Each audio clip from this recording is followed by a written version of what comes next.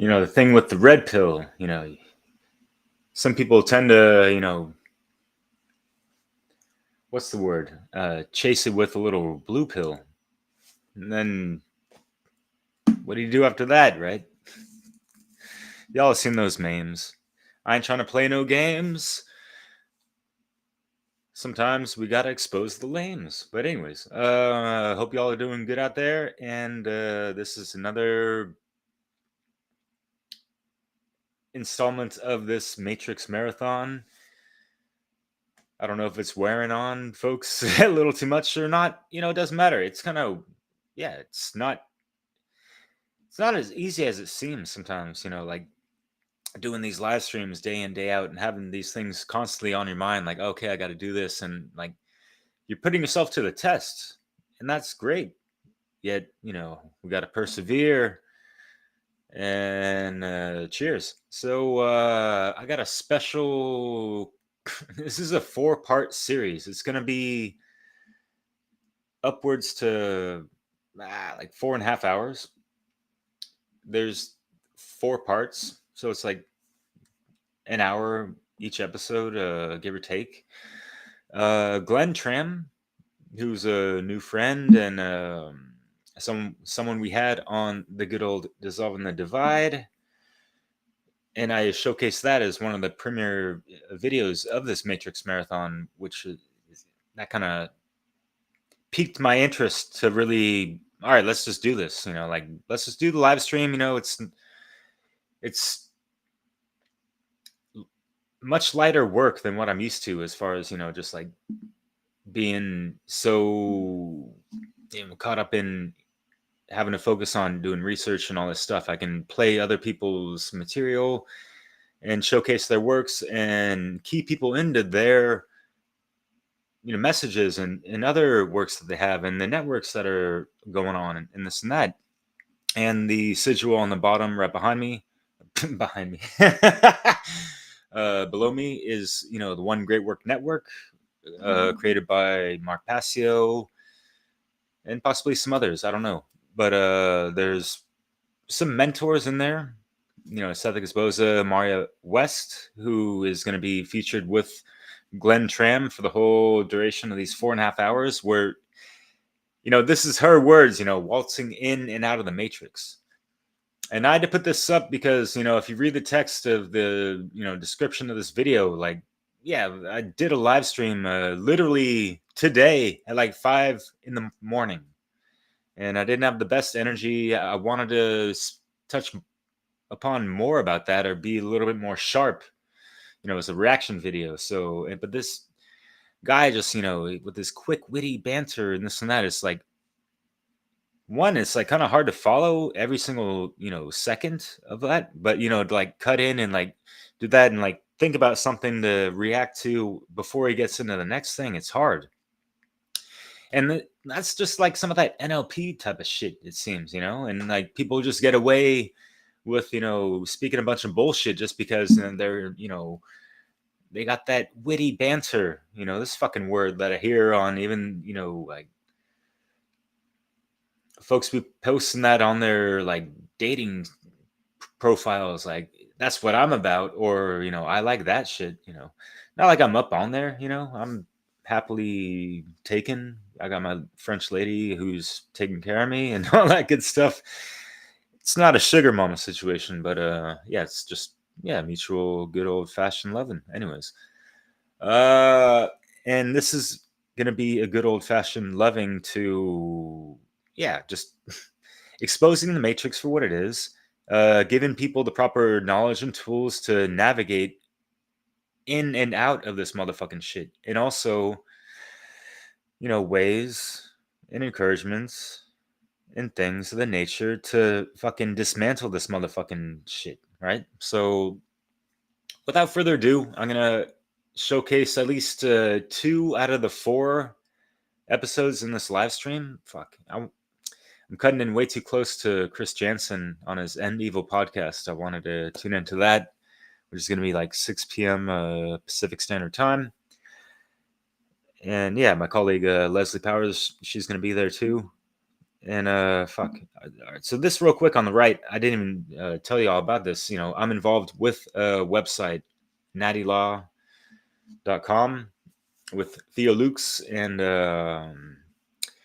yeah, we got some merch. I just posted a couple t-shirts, you know, Awaken Your Mind, that little sigil you see on the upper right, but it's like blue, whatever. Anyways, so yeah, and so Glenn Tramm and Marja West are both in the One Great Work Network. We both had them on Dissolving the Divide.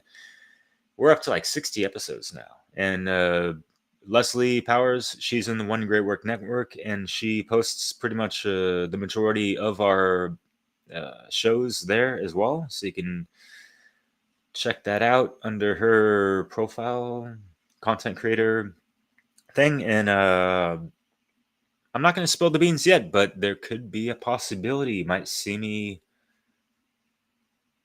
like officially up in there, you know, aside from my other, you know, 50 plus videos that are there, because I got a lot of friends and colleagues, or if you will, co-collaborators, right? And yeah, just, you know, with the One Great Work Warriors, you know, there's, you know, Brandon Spencer, Chris Jansen, Crip Rick already in the house. So yeah, it'd be dope to, you know, chill with them. So anyways, not to, you know, spend a million milliseconds plugging in shit, but yeah, some pretty interesting developments. And I'm not just saying this for the hell of it, because it's quite importante. But anyways, y'all ready for this shit? Let's see. Ooh, sneak peeker. Enjoy. Once again, Glenn Tramm and Marja West. We're gonna go on a urban and suburban safari, waltzing in and out of the Matrix, right? Because yeah, it goes beyond just a motherfucking movie, you know. And that's not the best way to say that, because I do respect, you know, that movie. So maybe it's a mother-loving movie. Anyways, enough the chit chat and all that. I'll catch you after the break. This one clip will go for about an hour solid, and I'll catch you after that.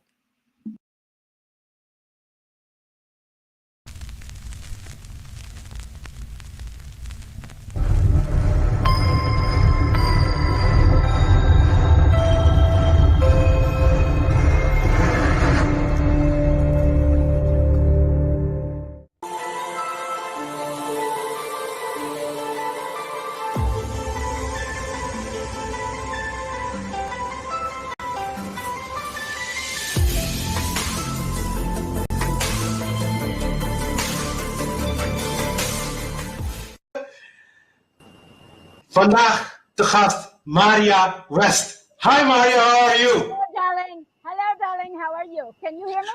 Yes? Yeah, I can hear you perfectly, thank you. Okay, very good. Thank you for that. Yeah, I know. I just gave you a very, open, and very wide presentation about who you are. But I think I'm going to give you the opportunity to express yourself and also tell us about a little bit about yourself, because we want to know who Marja is basically, so our audience can hear that and know who you are and what's your expertise and what you have been doing the couple of years, because you have like 200 plus podcasts out there. So Marja is a person that is she is doing, I think, for the third season her podcast. So she is a very loving spirit. I love her. Look, guys, I am. Some people find me very harsh and very to the point. She is very to the point as well. So I wanted to bring her as well here, so you know that the feminine force is not that loving that people might sometimes think. Sometimes that is also a very educated force. So I love that you accepted my invitation, Marja. So I'm very grateful and very honored to have you on the show. We have already a very let me see, a few questions already. Oh no, just welcome. Okay, so yeah, okay, so Oh, so Demons of Microsoft, apparently. yeah. So we have one person that said the sound is very away. So I don't know if we can fix that, but yeah, but keep it a little closer. I think that's going to be okay. Yeah. Does that help at all? Does that help at all? Yeah. So otherwise, we talk a little bit more louder. That's also. Okay. I tend to scream, so you know. You can scream. Don't worry. You can. You're allowed to do everything here, Marja. Don't worry. Oh my God. Yeah. So this is the Dutch public. They're not so shy. Don't worry about it. So not Americans. I love it. Yeah. So Marja, just introduce yourself a little bit. Who is Marja? What brought you to this point? You know, to spreading the message. What made you change and become a beautiful soul that you are today? So I just want to hear a little bit more about you. Okay. Yeah. So somebody suggested that I take my earphones off. Shall I do it? You can do it. Yeah. Just try it very quickly. No, you don't say. I don't hear you. I don't hear you.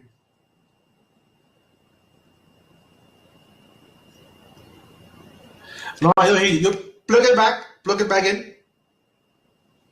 And so Yeah, now it's good. you can hear that? Yeah, that's perfect. That's Wow. perfect. Yeah. How the fuck does that happen? Yeah, because I think your mic of your computer is even better. Okay. Okay. I can hear you. I can hear you. So that's good. That's good. Yeah. Yes. I don't understand this shit. I swear I don't understand. But don't worry. This is how it works. This is technology. Sometimes technology keeps us, from doing what we have to do. Yes, Yeah. exactly. So my background is I was raised by a psychopath. Wow. Okay. Who was she came from very war-torn times. My mother is Filipina. So, my father's European. So there's a whole mix and they were never together. So she was very upset from get-go. Didn't want to have children. And I was always very curious, like kind of interface. Like, when your mother doesn't love you, you come from a place where you're wondering, what the fuck is wrong with me? What's wrong with me? And what can I do to earn my mother's love? Well, I couldn't do anything right. And so between the rejection and the physical abuse, there was a lot of sex abuse, a lot of incest, a lot of really weird religious bullshit going on. And when we immigrated to America, things just got worse. So what I started to do is I started to fucking escape my life into the sort of fairy realms. I imagined myself to be living in a beautiful realm where I could escape the abuse that I was getting, which included a lot of bruises all over my body, a lot of violence, a lot of name calling, a lot of very, very fucked up stuff that, a child should never, ever have to experience that. So it made me very sensitive to the plight of children. And so as I grew up, I ended up leaving my family home when I was very, very young because I had to get out. At one point, you decide it's either me or it's her. Yeah. And I decided I needed to get the fuck out. Otherwise, she was going to kill me. Okay. Yeah. So when you do that, you start noticing that the world is really not the planet. And which began my investigation about, okay, if the world is not the planet, what the fuck is it? Yeah. So can you explain us that? Because I don't know the audience understand what you mean with, the world is not the planet. So no, but the world is the matrix. The world is the matrix. And what is the matrix? The matrix is nothing but trauma-based mind control. It is all about control. And you, Glenn, had been talking about the Matrix movie. Yeah. And it's all about control. It's all about control. Yeah. It's about controlling the mind. The mind. Okay. With trauma. So for the last 35 years, I have been helping people deactivate their traumas. And it's not just about deactivating and healing trauma. It is about waking yourself up. It's also about realizing that the trauma world that you live in is actually an inversion. It's a satanic inversion of your true divine self and the true divine quantum field, creation field universe. Okay? Yeah. The matrix is not, it's not for you, but the matrix wants us stuck there. So a lot of my work is about not just teaching people that they can heal their traumas and dissolve them and deactivate them. Okay, you can't change what happened. So you have to accept the fact that if you lose your attention, you will always be re-traumatized by something in your past. So that's why I call it deactivation. It's much more accurate because if you own your attention, you know that it is not happening anymore. Okay, but the matrix wants us to be sleeping zombies that were just sound asleep, not questioning reality, and allowing the matrix to define who and what we are. Okay? So from your perspective, can you explain to us as well what you think are the agents of the matrix? So who are those people who are making sure that we are going to be traumatized and programmed? Do you have an idea? Absolutely. So what I've discovered is that many millennia ago, there were low vibrational astral plane demons who were searching for ways to not just hijack the planet, but hijack humanity. And what they did is that they seduced very weak-minded but very power-hungry humans who not only wanted eternal youth and eternal life, but wanted to control the planet's resources, control humanity, enslave them for riches, for power, for domination, for all of it. And the price was to give up their sovereignty, to give up their divinity in order for these demons to possess their bodies. Now, if you look at any of the ruling class families, you just pick one out of the totality of human history and the timelines, each of these elite families, you can trace their bloodlines back.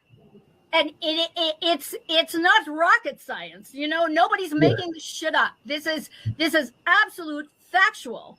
And so that is what they have done. And what is the main way to control humanity, to get them to fall in line and to not think for themselves, okay, but to traumatize them. And it starts with your family. Your family is your first trauma cult, okay? And I was not raised in a beautiful family. I know people who were raised in beautiful families, and, you know, more power to you. But for the majority of us, you are right, because in my podcast I was talking about this as well. It's like the first programming that every child encounters is in his own family, right? Absolutely. Because you are born in a culture, and that's why it's called a cult, a culture, a cult. Yes. Yeah, it's the first cult that you're going to be born in. So it's indoctrination. It's indoctrination. So the first step is basically to get out of that. So culture for me is not important. What's important is truth. Okay. So this is also something, guys. This is perfect, because this is it's going to the core, like in the meat of the matter. So this is where the program starts. People who think that they are not programmed, if you're not awake, and this is also something I wanted to ask you. So what is the importance to become awake? Because some people, because there's one part in the movie that Neo says, "Can I go back?" You know, when he was awake, he said, "Can I go back?" Once you start waking up, you cannot go back to sleep. You can hit the snooze button, and I guarantee you, my friends, your life is going to get more and more fucked up. Yeah. I mean, there's no question about it. So the whole point of waking up, what does it mean to wake up? And, you know, we have new age bullshit. We have religion. We've got all this spiritual bullshit that tells you that, you know, when you're awake and you're spiritual, you're special. No, it is your natural state outside of the matrix. So when you wake up, what you're actually doing is you're noticing, oh, you are remembering who and what you are as infinite loving awareness and consciousness having a human experience. So what it means to wake up is owning your attention outside of the matrix. The moment you own your attention, you're out of the matrix. Yeah. So what waltzes in and out of the matrix and the true quantum field universe is actually your consciousness, your attention. And once you start owning more and more of your attention, that is willfully ignoring the shit shows that you see out in the matrix, in the current screen of any reality, whether it's in the TV or in your own home or outside, whatever. When you start owning more of your attention rather than giving it to the matrix, whether it's on the outside or the shit that goes in your head in reactivity to what's going on in the world, the matrix will lose its hold on you. And they don't like that, which is why most of trauma-based mind control of all the masses is based on divide and conquer. And when they can divide us, we're easy to corral. We're easy to control because we all want to be right. Yeah, they always present this, what I call the Hegelian dialectic. So it's like who is pro-vaccination, who is against vaccination, who is pro-abortion, who is against abortion. You know, always this division in the public, because the public doesn't understand. They don't understand what truth is. This is the problem. Right. And this is something that I talk about a lot as well in my podcast. They don't understand what truth is. Therefore, they don't understand what morality is. Therefore, they cannot understand that they're even divided. That is a game. They are playing with us. So this is a very nice. So what I want you to talk a little bit about is, because I didn't have time to discuss this. How do you present? Like, how does the census? How does the census kind of like fool us? Can you?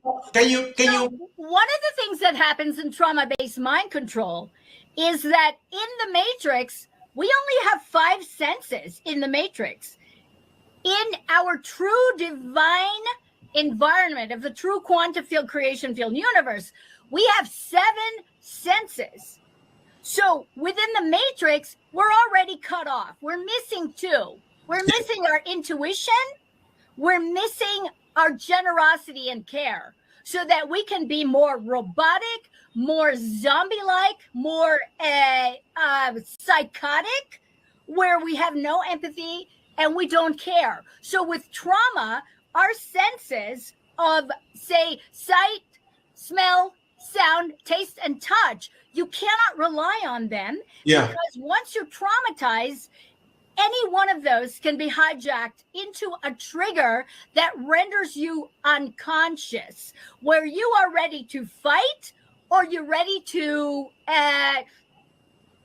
become a zombie and stay that way and not think for yourself. Because when you are a sovereign being, you have to take responsibility for yourself. Nobody's going to take care of you. Government is not going to take care of you. All right. And people want a free handout, which is why there are more zombies than there are people who are awake and willing to take responsibility and know that the truth, you can learn the truth, and it doesn't give 2 shits about how you feel. It doesn't care. Just like nature doesn't care when you're out in the elements, whether, you know, you have a tent or not. If you don't know how to fend for yourself, you're kind of fucked. Yeah. And that's reality.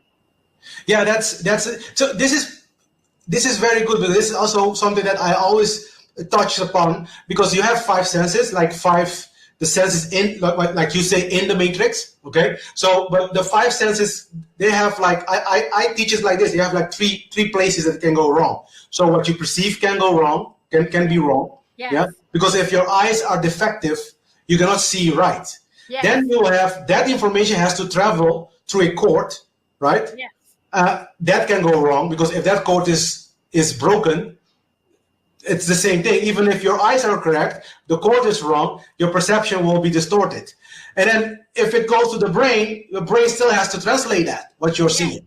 Yes. It can be broken as well. So so our five senses are not. So this is because in the Netherlands we have a very high culture of what I call the left brain imbalance, because everything has to make sense. Yes. Quote unquote sense. Yeah. Our minds cannot understand this. This is a total feeling place. And when you're in the matrix, there are too many fucking distractions. Yeah. So That's yeah. how they own our attention. Yeah, because the reason is that they are constantly pushing a narrative, pushing a story to the five senses. Always. Exactly. They come continually. You are. It is when Neo was in this capsule, and he wake up, and I see all these kind of like cords in him. This is like having all these cords pushing information. These are the inputs of the matrix into you. Yeah. Into our chakra system, and our physical bodies have many chakras, not just the 7 basic ones. Yeah. And these are all inputs of reality, where they are inserting their agendas into us. And we're feeding our life force, our creative energy to them, rather than paying attention to what it is that we need to do. Awesome.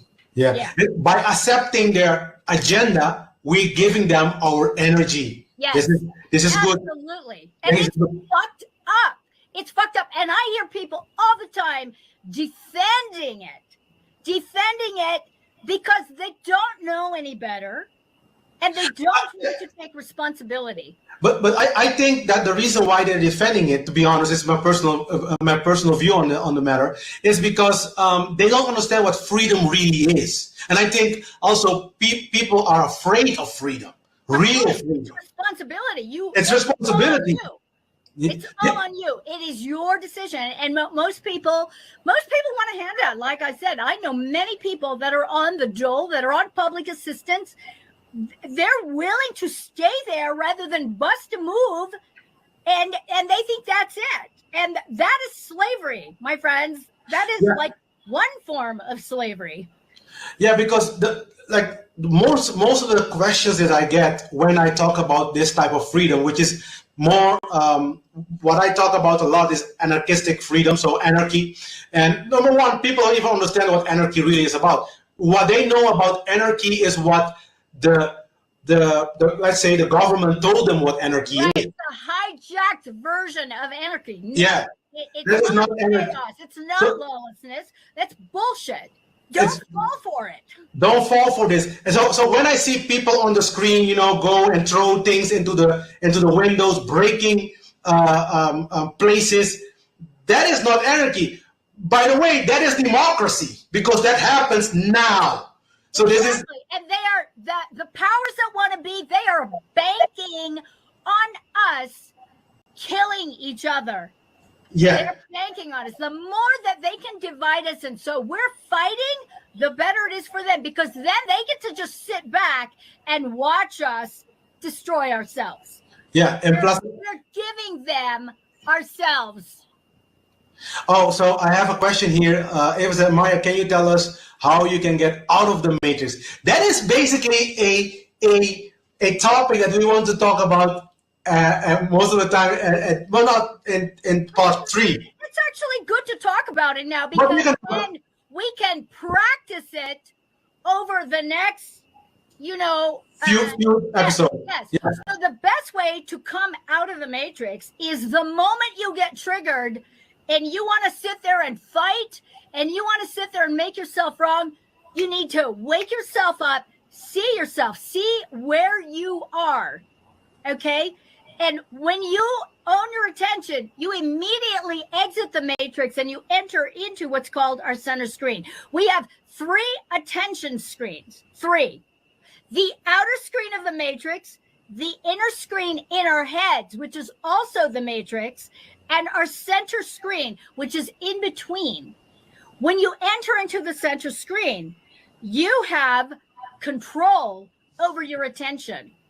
That is control until the matrix hijacks you again with some stupid shit show that you think is more important than your creativity. So that's one of the ways that we can do it. In fact, the only way you can exit the matrix is by owning your attention. This is what's called the spiritual practice of spiritual awakening and enlightenment. New Age bullshit and other, guru bullshit artists, religious bullshit artists keep telling us that we have to suffer and that only special people are awake. Bullshit. It's not true. Being spiritually awakened is our natural divine state. We're just hijacked. We've just had our hijacked attention for millennia, and New Age bullshit says it's a one-off event. It's not. It's constant, which is why the moment you get triggered, use that as an alarm to wake up. To wake up, yeah. Before you do anything, before you say anything to anybody, wake yourself up. Yeah. Before you have a conversation with your beloved, that's tricky. Wake yourself up. Own your attention so that you're not, going off into some trauma-based mind control past that's trying to tell you that you are something else other than divine. Yeah. So the way I see it is like this. It's like kind of like the everything you get from the 5 senses, right? I would always say stop, relax, think first. Don't let what you hear, what you see, and what you even feel determine everything.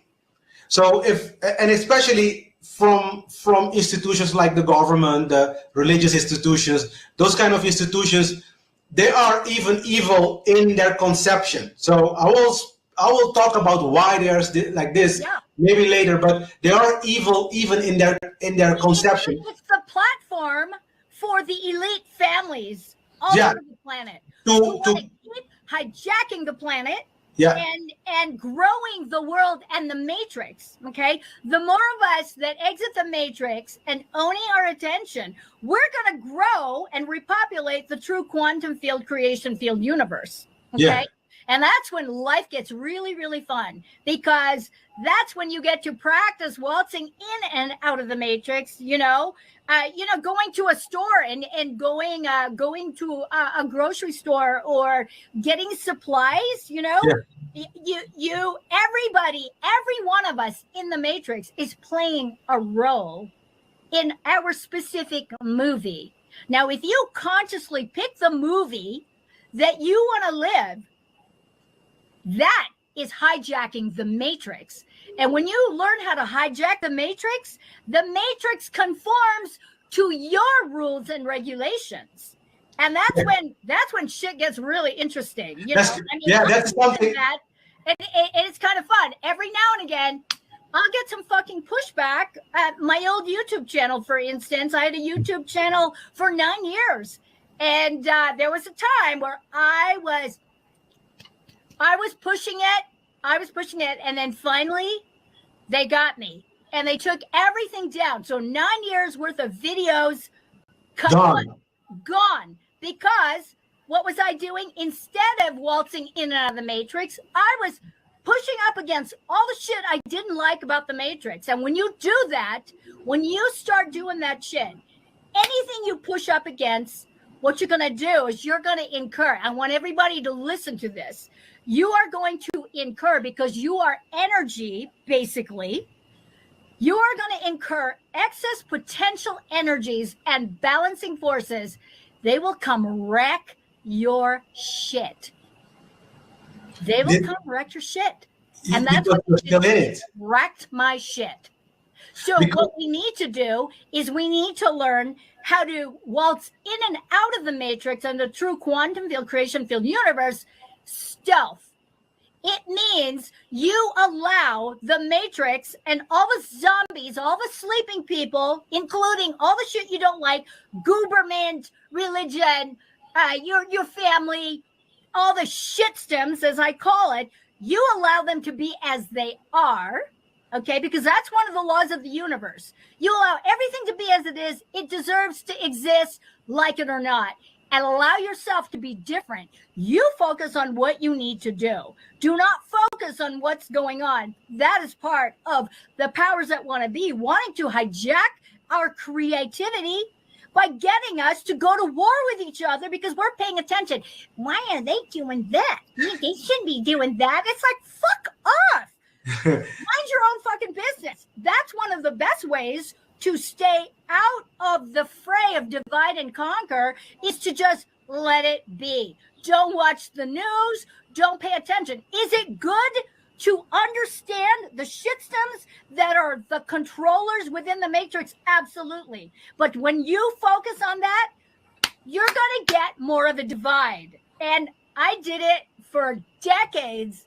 And shit came after me, you know? So here I am. I'm just tired. I'm old. I want to have a good time now, you know? So I'm paying more attention to what it is that I want to create, which is why my work of not just deactivating trauma, but really mentoring everyone to own their true divine selves and to own their attention and exit the matrix, that is my real reason for being, you know? And I don't have to push up against the matrix to make my point, because we all have our stories of suffering. We all have our stories where we're just like, what the fuck is happening, you know?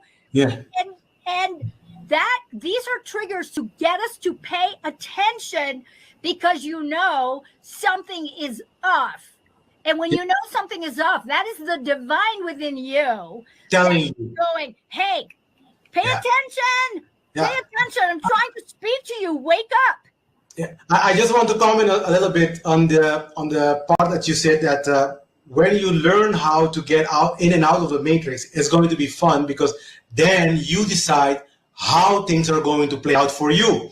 Exactly. So this is something that I told the audience as well in my previous 2 podcasts, is that, okay, so collectively we are allowing this matrix, but basically, and this is like the problem of, not the problem, the challenge with it all, is that we have to start as yourself personally. So you have to focus on the things that you do wrong, the understanding that you have wrongly. So these things are first that needs to be removed, right? And then you will be a person, an agent of change. You don't have to push against it. You just need to say no. This is what you say. Don't push it. Yeah, don't push it. Just say no. I'm not going to do that. Say, step away from the vehicle. Move along. There's nothing to see here. Just with the what? I mean, let's just pick the latest shit show with Ukraine, or the latest shit show, the various iterations of 7/19. Okay, we don't want anyone to talk about it. I don't pay attention to that shit. I don't, you know, and people get in my face. You should pay attention to it. I go, no. Why? I have other important things that I need to do that is better for me and better as far as inspiring people to be who they are, not what the matrix tells them they are. Yeah. We're not victims. We can choose to do that. And by waking up, you actually move from victim to victorious. Yeah, because basically what they're doing is that they're portraying, like, before this, everybody was against the people who didn't vaccinate. I mean, this is the narrative that I saw, like, this is the pattern. Like, no, the people who don't inject, they are evil. These are the evil people, because they don't want us to be, and then there is no way, no place. They are telling you, look, the pharmaceuticals, they're not going to make you healthy, because the moment they make you healthy, no business for them. Okay, so they don't have the solution. The solution is what you put in your body. Exactly. Nowhere, individual. It's individual. This is the danger of trauma-based mind control and of the left, right, center paradigm, is that this is what I've noticed. Every group that claims to be woke, okay, turns into a totalitarian fucking shit show that I want to get the fuck out of and not have anything to do, because it's my way or the highway. You know, vegan versus carnivore. Oh my God, hello. Yeah. I can't take it. I can't. This is my thing. My body, my choice. Fuck off. It's none of your fucking business what I do, just like it's none of my business what the fuck you do. You are in charge of your immune system. Your immune system, yeah. So and then you will have to find out for yourself what works for your body. That's why this show is called Eigen Pad. You have to find out for yourself. We only show the way, but you have to choose what is right for you, because this is your body. It is your immune system. Other people cannot tell you what you have to do with them.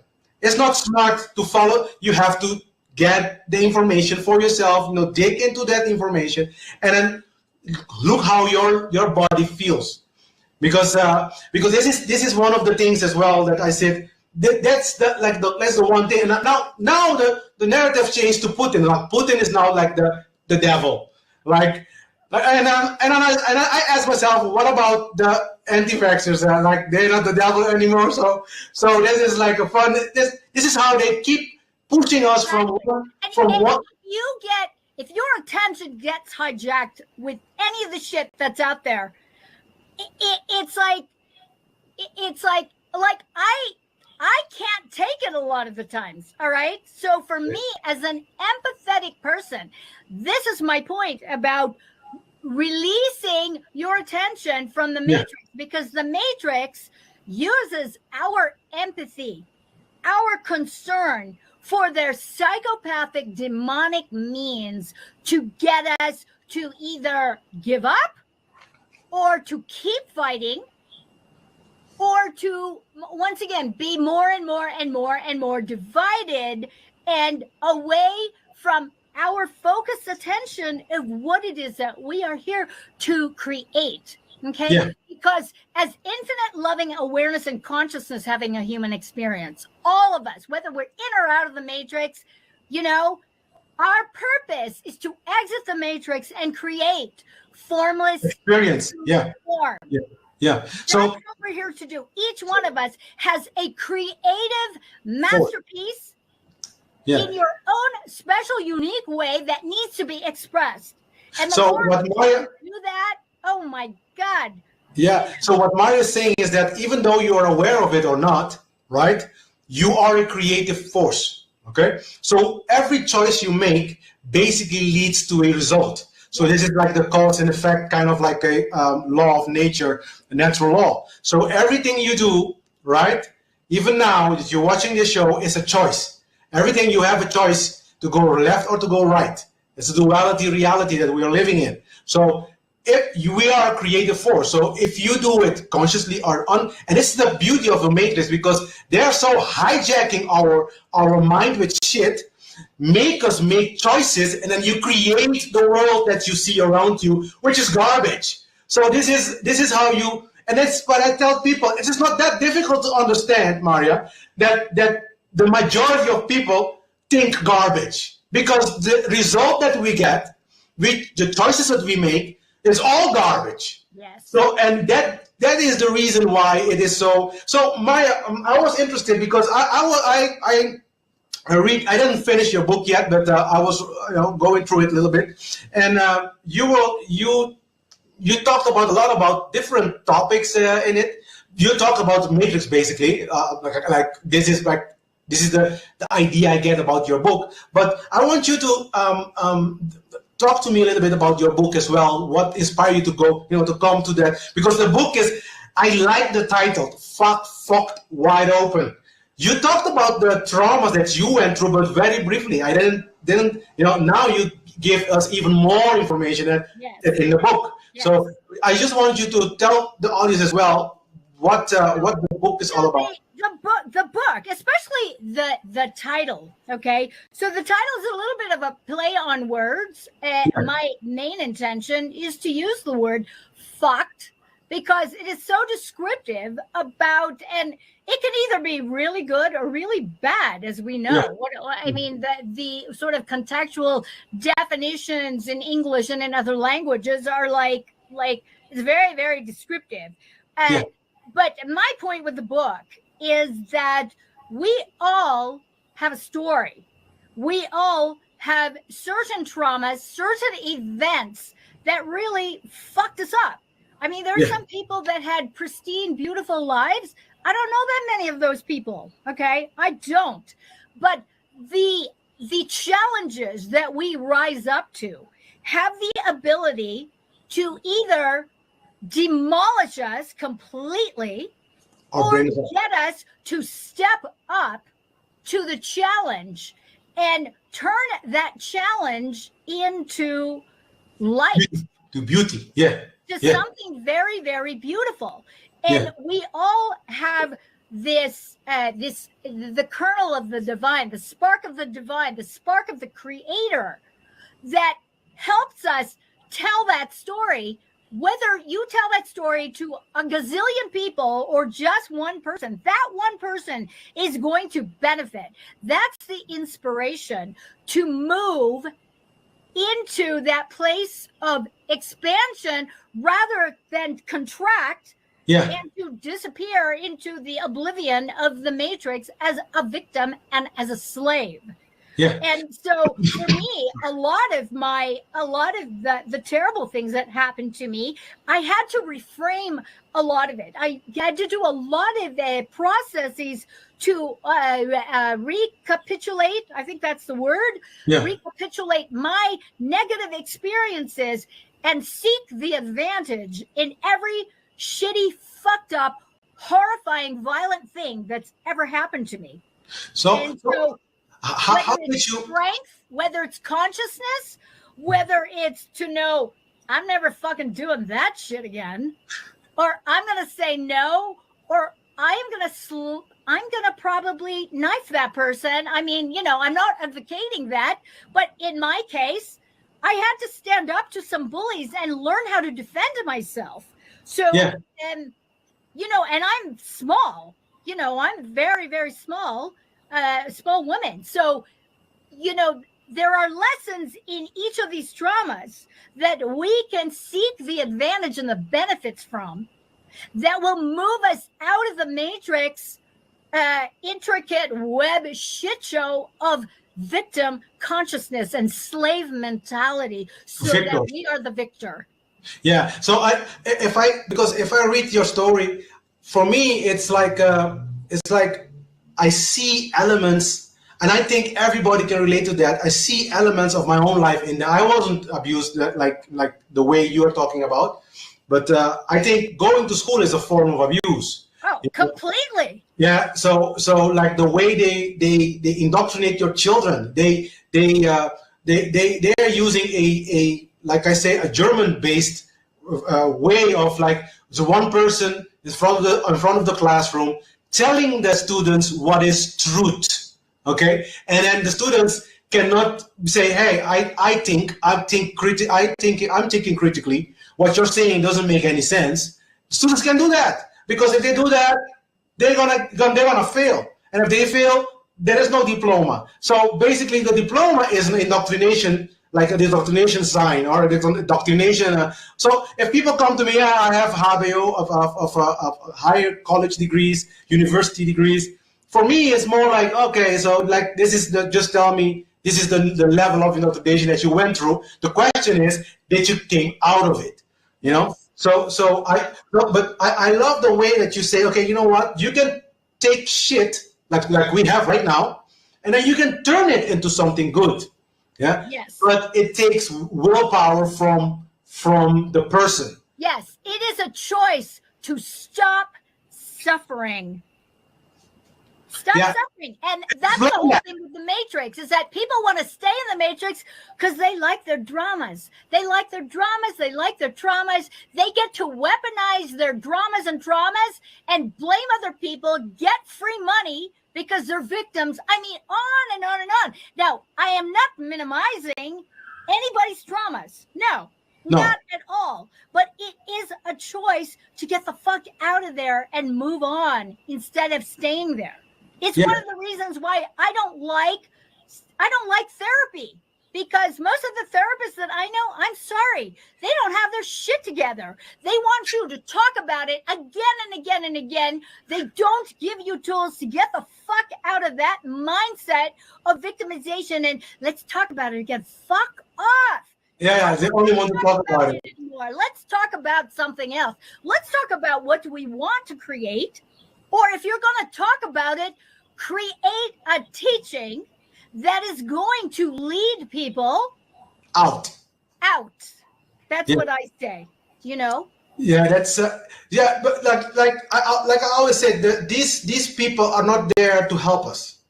They are just there to. They're agents of the Matrix. They are agents. They are there to keep us there. I mean, in the fourth Matrix movie, they didn't talk about it yet, but I'm just giving a little bit of the information already. The fourth movie, I think one of these agents was also a shrink. So he was talking to Neo, and he's not helping Neo. In fact, he's giving Neo more bullshit, more and more bullshit, so Neo can stay in that fucking state, in the zombie state. You know, exactly. This is the problem. So we became zombies because there is no connection to our heart. They remove that. They are removing it in every fucking way imaginable. They are removing it from the TV, telling people lies. But they are also removing it because a lot of people are, when I talk to them in Holland or in Netherlands, or on the islands, they always say, yeah, but as long as we are, like yesterday I was talking to one of my own family members, and I say, yeah, but you cannot change the world alone. Yeah, yes, you can. You have, because you believe that you can change it. You have to change your own world first. Yeah, you have to start somewhere, and then you start changing yourself. And then that will contribute automatically to changing the world. But it has to start somewhere with you doing shadow work. And so how was that experience with you? I have one question here. How can you get to the creative state? Do you have to heal your traumas? Oh, okay. So that's a nice question. So this is a very good question, because there are two ways to do this, okay? One of the best ways to get to your creative state, I love the process of journaling, okay? Taking a notebook, a pen, pencil, and just going to town about what it is that you want in your life. What do you want to create under all the various categories, whether it's health and body, spirituality, relationships, wealth and prosperity, your environment.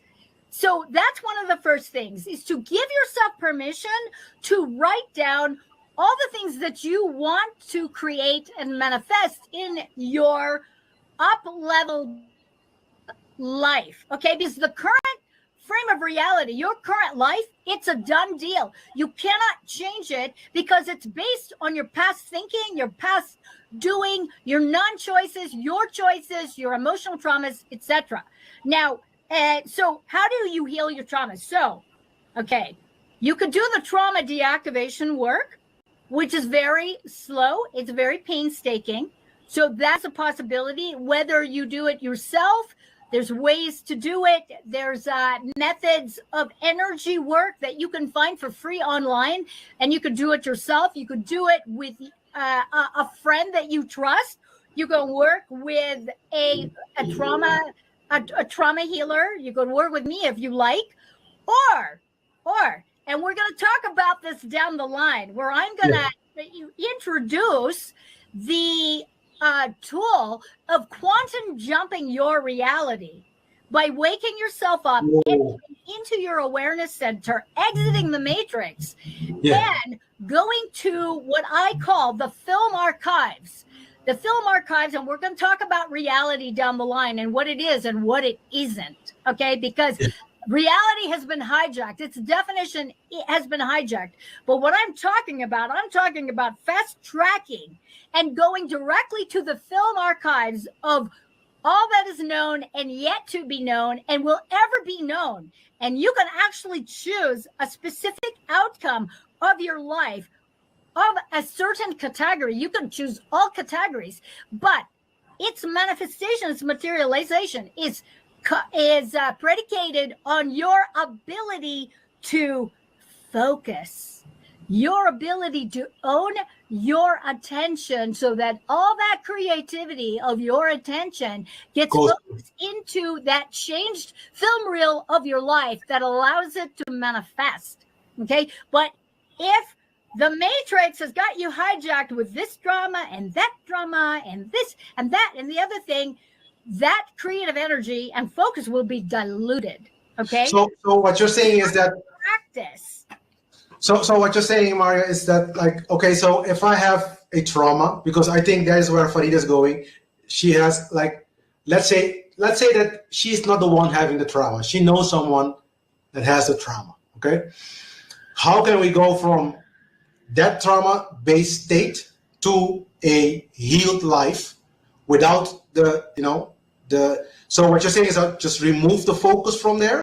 Remove the focus from the trauma.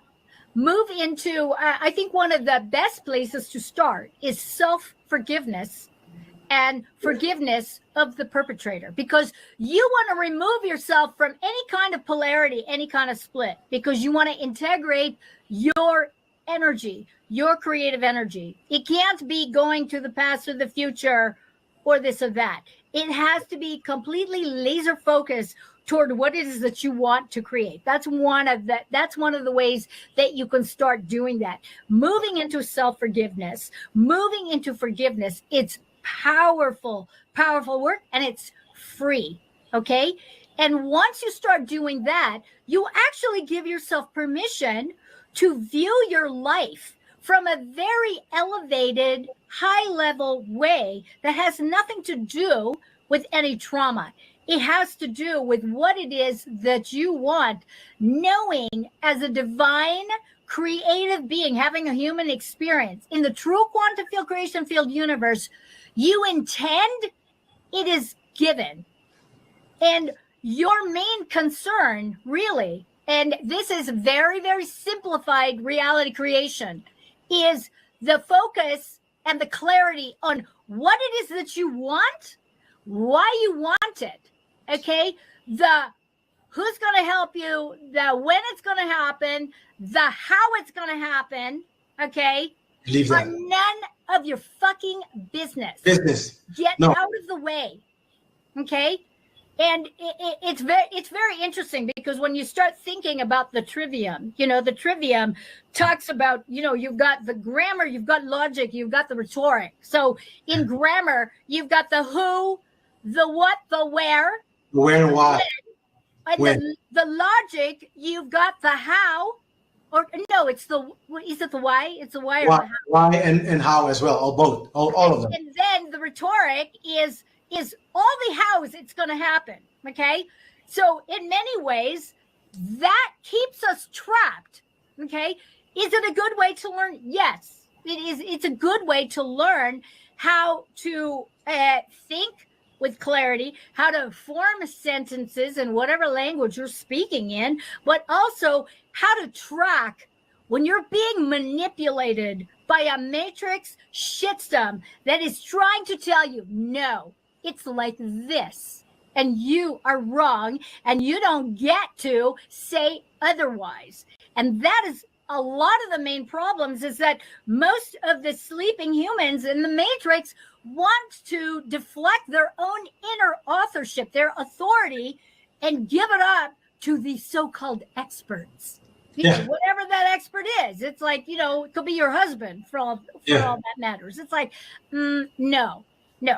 So basically what you're saying is that people have to start thinking for themselves. And there is no other choice. Yeah. I mean, I know that I know that they present you with other choices, like the Matrix presents you. You don't have to think for yourself.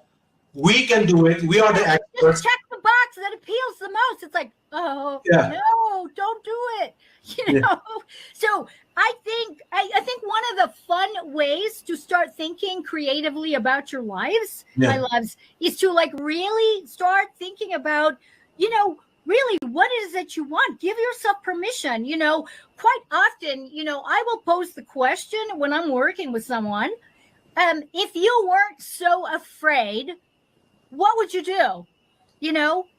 So I ask myself that question when I'm, you know, kind of back in some kind of like mind loop where I can't get myself out of it and I'm losing consciousness. I catch myself, oh shit, I was snoozing, you know, because it happens all the time.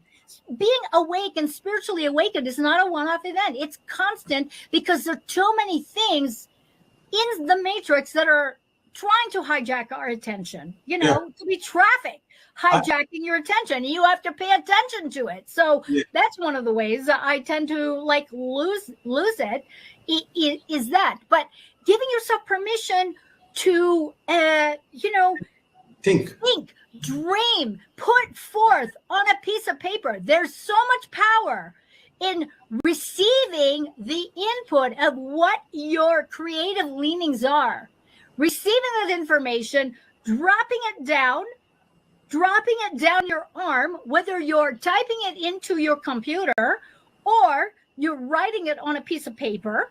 Okay. By doing that, you are actually moving your creative energy closer and closer and closer to its materialization. Okay. And you get to refine whatever those words are, whatever that is, whatever that vision is, over a period of time, which is why there's a time lag between knowing what we want and receiving what we want, intending, and then receiving it. There's a time lag, okay, because there's a mode of clarification that happens. Yeah, because I always say that if you want something, if you even visualize it even, you know precisely how it is, be as specific as possible. But as well, when you have to understand this cause and effect in the materialistic world. Yes. So basically in the spiritual world, you already have it, but it needs now to manifest itself. Yes. And that means that there will be needing people with skills that comes to your aid. You have to maybe do something in your own self that needs to be done so that that thing that you want can go and, you know, come down and manifest itself. Yeah, I completely agree. I completely agree with you on that part. And I personally, I find it for myself that that which kind of like catapults this whole manifestation thing is care, like the love. Yes. The more you care, like that is our seventh sense, is our generosity and care. Our sixth sense is our intuition, and our seventh sense is our generosity and care, which is twofold. It's the divine masculine principle of gifting, giving, and self-defense, okay? And the feminine principle of receiving, okay? Yeah. And also the non-aggression principle. All right. So we have both those. That represents mother, father, child. It's the Holy Trinity is care. Know that you are a divine being, and so is everybody else for that matter. Okay. Yeah. So Marja, it was so much love that you came here. I enjoyed talking to you. Our time is up. 1 hour and 10 minutes already. All right. So much fun. This is so it was fun talking to you. I don't want to take too much more of your time. We're gonna have Marja, guys. We're gonna have Marja 3 more times on the show. I think you guys are gonna get acquainted to her. But I want to keep it to 1 hour so we can have it also on other platforms as well, except like TikTok and the other platforms as well. So Marja, do you have something to tell the audience before we go? I love you all, and you guys are having a really wonderful teacher in Glenn. I can't give him enough kudos and props because he is awesome. He has your backs, he has your hearts, he has your souls. He's got your bodies. You know, it's very, very good work that you all are doing, and I encourage you to have fun. Have fun doing this. You know, we have enough seriousness in the Matrix as we do our daily lives, you know, and, you know, we're going to learn together how to be able to turn it around and allow the Matrix to actually serve us. Serve us, yeah, because that's the goal. They have to serve us, not us them. So thank you again, Marja. Honored. You're very welcome. Thank you. I love your divine. I call it a divine feminine energy. I love it. So mensen, dankjewel voor alles. Ik was vandaag weer met Marja West. Ik vind het echt heel leuk om met haar te praten. Dus we zullen haar nog 3 keer in de show krijgen. Ja. Dus thank you, says he. Thank you, Marja. Thank you for your knowledge. Have a nice evening. On Facebook. You can find me on Facebook too. Ja, inderdaad. Je kan Marja West even intoetsen op Facebook. Je krijgt, ze heeft 200, right? 200 plus podcasts. So you can listen to them. They're all like kind of like 10 minutes, which I love because this is like power messages that you give everybody even, but also the feminine people, because the feminine, the woman in the world needs to get back. The care that they have needs to be on the right place. And I think really from the bottom of my heart that you have that care on the right place. This is all woman has to have, like kind of like a example in you. I would love to do that. Thank you for the light that you bring. Thanks for your light, say here. Yeah. So mensen, dankjewel. Het was weer voor vandaag. Vandaag een korte show. Eindelijk bijna een uur wel, maar het is 10 minuten ervoor, zeg maar, overgegaan, maar het is wel bijna een uur. Nou, dankjewel voor alles. Oké, bedankt voor het luisteren. We zien elkaar weer volgende week. Dag Farida.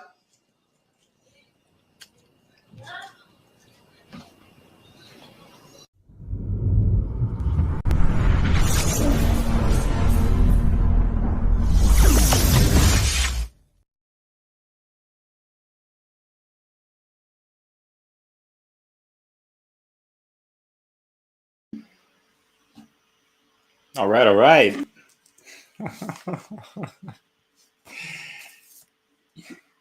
You know, I really love the energy they both bring. Oh, excuse me. I did not time my burrito accordingly, but had to leave it on the side. But it's a bon appetit, and I have no problem just, moving on to the next segment, which, they alluded to. Obviously, I just gotta plug in some things. Yeah, that's Glenn Tramm's website with his cool sigil right here. One great work experience. And yeah, one of those really cool conscious parents. And might be trying to get something going on over here in Europe, like a one great work European network type of thing. It's going to be awesome. Mais oui, les gars, putain, vous avez bien compris, je suis en France. Huh? I ain't got that accent, but yeah. And for Marja West, one of the best, and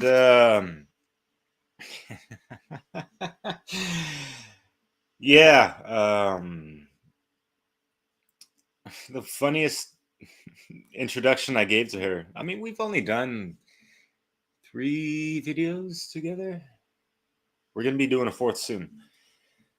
We had her on Dissolving the Divide. And yeah, it's just such it's like, I learned this kind of vernacular from her of just saying like, hey, like the universe is romancing me in a sense of just, like it's that karmic overspill kind of thing about, something like the 10 of Cups or something like that in the tarot, where like, hey, you've been doing some good stuff and it's going to have that overspill, and it's kind of ties into the whole, natural law or causality, cause and effect, law of attraction, where you're magnetizing that good stuff. What goes around comes around. If you've been putting in good work, eventually it's going to come back. It's not a thing of, we can't expect immediate results, especially we got to cut out the noise of this whole, amidst the instant gratification type of sensation that's swooping the nation and whatever the hell, man. Try to have a little bit more patience. But as far as her occupation, Marja West, you can consider her as like one of the real OGs that is still living today. She's like a living fucking legend. Straight up. She is, not just like one, but she is. And it's getting to know her and stuff like that. Yeah, it's like the universe is romancing you and being able to collaborate on some really cool things. And like with Dissolving the Divide, I introduced her as like, hey, she's your therapist's therapist. Kind of like you've heard, oh yeah, that dude's so dope. He's your favorite rapper's favorite rapper, But let's take things a little bit more fucking seriously and, on some life improvement, life path, whatever the fuck y'all want to fucking call it. People are candy coating the shit out of words. And it's really obnoxious, especially just, like Marja says, observing all the fucking shit shows on social media and wherever the fuck, in real life, of course, right? But I love what you said in regards to about like having to, if we're really going to be owning our creativity, we need to cast aside all this distractive shit show bullshit. And she's absolutely right. And you got to take it to the hermit card, where you need that time and solace, or solitude, to get deep into yourself, your purpose, your mechanics, the true time and care to master yourself, and to stop lying to yourself and acting like you fucking know it all, that kind of shit.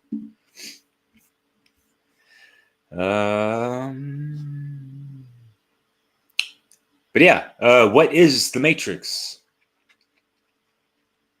In her terms, it's really not about the movie. Although, Glenn's really, tagging on to a bunch of stuff, because he did do some breakdowns. I think it's just exclusively in Dutch, and you can check that out on his website, the One Great Work Experience.com. And if you haven't checked my first live stream kicking off this whole Matrix marathon, we had him on Dissolve the Divide with my co-host Leslie Powers, going into it's mostly about the Matrix 4, but we had to throw in a bunch of regurgitations about the first 3 too, or the prior 3 anyways. And it's not a play on words, right? It was more of a re-splurgitation, if you will, on breaking down shit on a more esoteric and spiritual level of things, right? And like, take the movie takeaways of things that you take away with your life to improve your fucking life, to improve your perception of reality, that kind of shit. Not just to like, add something to your vocabulary when, pop culture comes up in your next fucking, encounter with your friends or at a party or some motherfucking service level bullshit like that. Are we not going further than, the Matrix minutia? And that's the funny thing with the 4th movie, because they clowned on this type of behavior and people still don't fucking get it, So don't act like I'm all crazy because I'm, overemphasizing these certain things. It's just the fact that people still don't fucking get it. So what the fuck? There's people making millions of dollars on a daily fucking basis repeating the same goddamn fucking garbage. And they get hooted and hollered at as far as, criticism and this and that. And I'm talking about like advertisers for corporate entities like Pepsi, Coke, and Budweiser, and whatever the fuck. Part of the mind control matrix shit, right? But no, like folks like myself and Marja and Glenn and a lot of folks up in the One Great Work Network, we're all getting fucking heckled by whoever the fuck wants to act like they fucking know shit, or trying to size us up, or trying to nitpick or whatever the fuck. It's like, really now? Are we not trying to be on the same fucking team and smash this fucking matrix bullshit? Are you part of it? Are you some kind of fucking agent? So yeah, that's part of the motherfucking shit show that, yeah, I don't like paying attention to this shit. But, when you get into collaborating with a bunch of folks, I've done over 50 podcasts already, and it's awesome, like with different wonderful guests, and just like staying in contact with folks, and lining up new people and learning stuff all the time from everyone. It's such a wonderful positive feedback loop. And to hear people talk shit on the side about that, man, what the fuck is wrong with y'all, man? What the fuck is wrong with that shit? Projecting much or whatever the fuck? Or we got some jealousy issues? Are we not fucking just, putting shadow ego bullshit aside? Anyways. So, like, and Marja's had it up to fucking here where she's like wanted to fucking, quit doing these videos and this and that because of stupid ass fucking inconsiderate pricks and bitches, who should just mind their own fucking business and do your fucking shadow work. Like you fucking mean it. Like your fucking life depends on this shit. It's not just something to say like some fucking dumbass fucking virtue signaling buzzword to make you look all cool and spiritual. When over time you're going to expose your own fucking, underdeveloped ass like a fucking fool. Where you're back at the start of the tarot journey and you got to work your way back the fuck up to natural law and take it to the fucking hermit and all that shit. Where the fuck are you guys at? Acting all fucking spiritual? Fuck out of here. It's fucking pathetic what the fuck I've seen over the past just like month. Unfucking real shit, man. Fuck that shit. Anyways, we're going to get into the second one. Last thing I wanted to say is that, yes, and that fits in perfectly because, yeah, there's a shitload of projecting amongst, red pilling people, or red pilled people, rather. And we've mentioned this on Dissolve and Divide a bunch of times. Once, in this, let's equate this to the actual movie, right? And I've mentioned this in previous live streams over the past week. And obviously we follow Neo on his journey to get unplugged.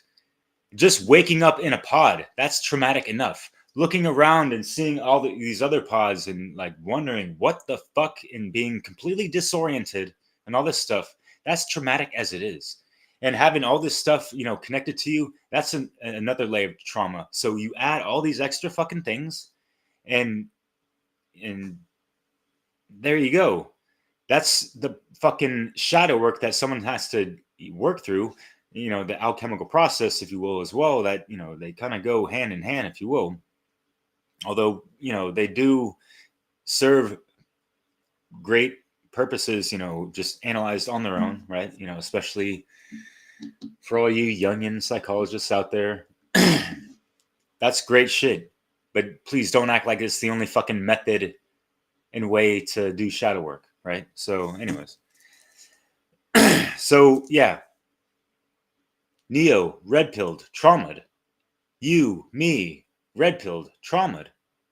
Have we healed? At what percentage, at least? Think of it as the law of polarity. Put these things into context, into your life.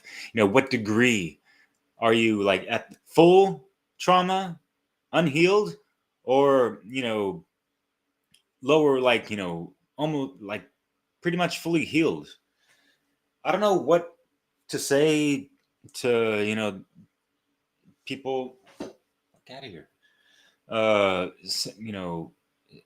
Talking about how, like, in this life it might not ever be possible to heal 100% from trauma or whatever. It might be certain traumas and this and that. Yeah, maybe our body politic cannot forget certain things, especially if it's been violated in the worst ways imaginable, right? But I feel that working with the laws and energies and frequencies of the universe or creation, whatever you want to call it, and with that, heart-based, higher intelligent will force activated, I think, with that will, there is a way to find solutions and get over these things and fully heal.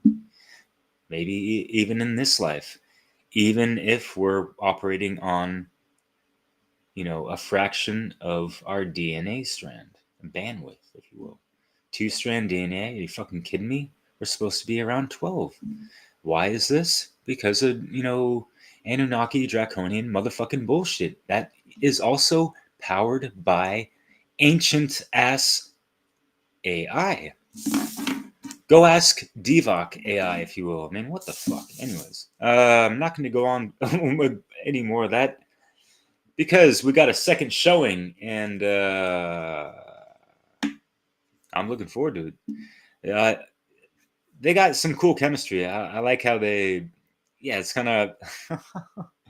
Marja's always got a mouthful, and she's just like automatic, systematic, and I love that about her. And Glenn was the same way too. And even talking with him on Dissolving the Divide, it was hard to interject a little something like here or there, right? Because the subject matter was really interesting for me in regards to the Matrix 4, although not so much anymore. I kind of scratched that itch, and we're just, taking care of the rest in a sense. But no, there's just so much of that movie that fascinates me in the allegorical sense. That's why I had, in bold letters, allegory on the bottom of the thumbnail. You can see that on Dissolving the Divide or my channel in the live stream section. And while I look for... Ah, putain, mais mon ami, c'est où? You're going to have me speaking French and pull up the Merovingian again, dude. Like, I'll do it. Don't make me excuse my French again, right? Just kidding. All right.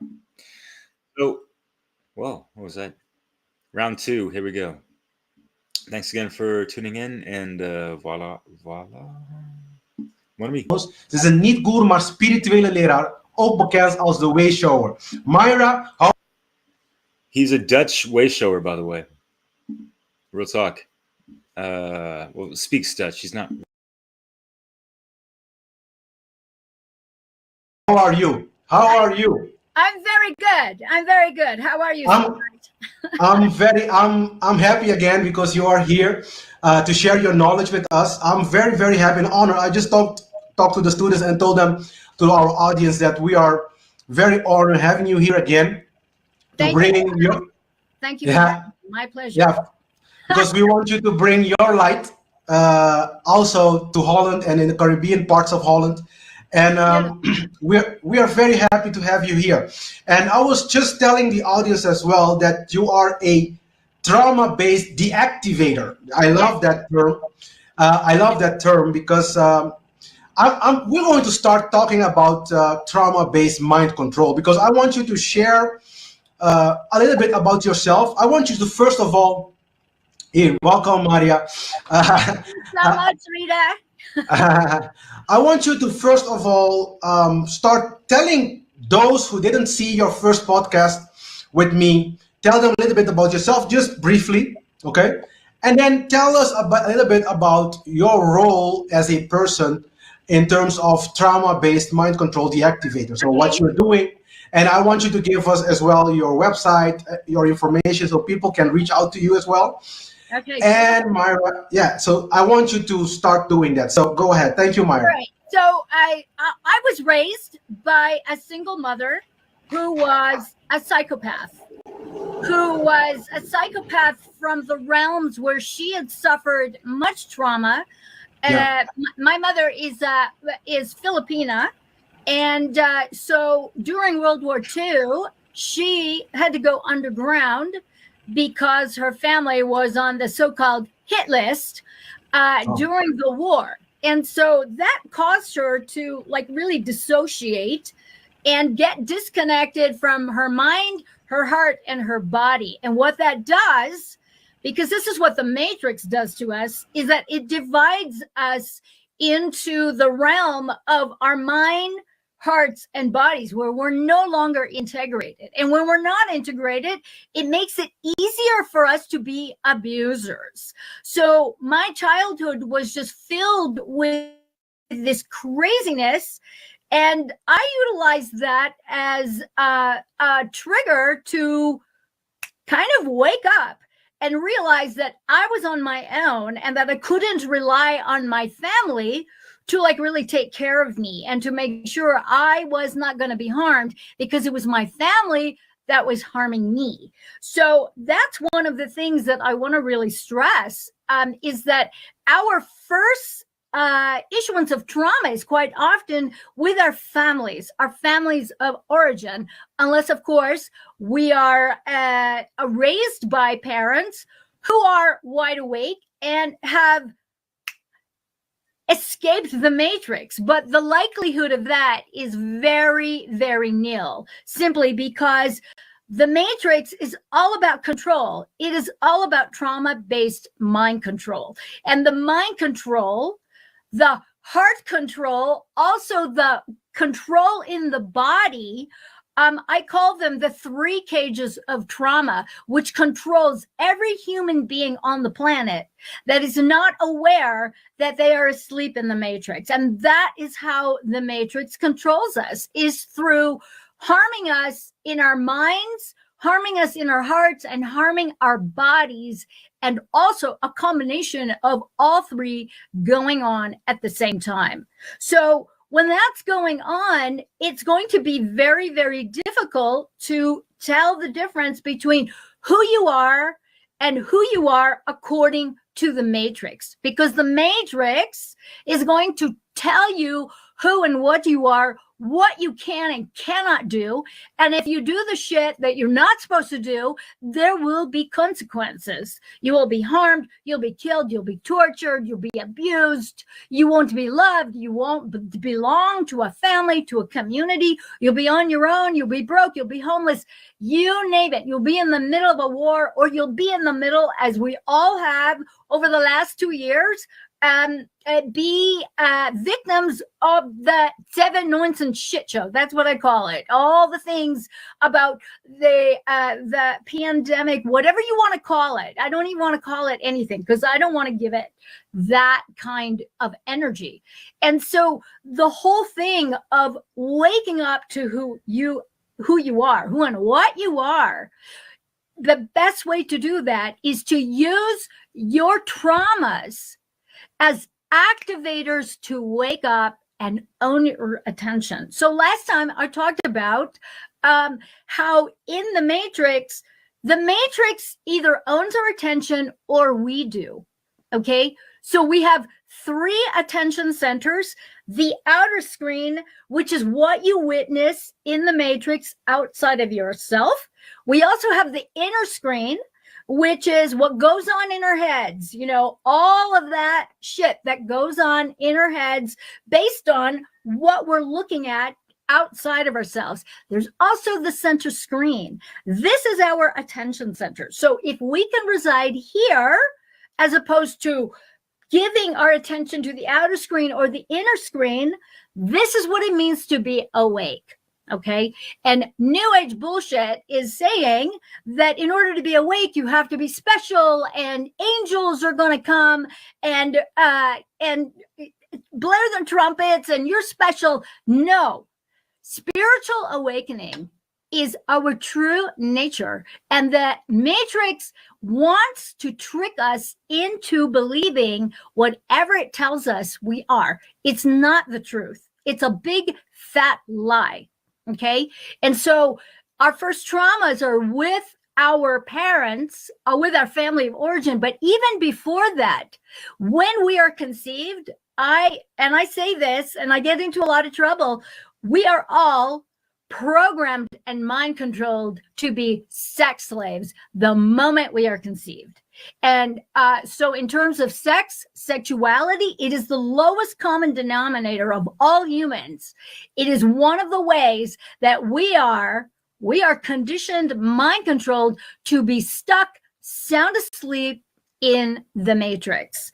And so when we find ourselves sound asleep in the Matrix, they win.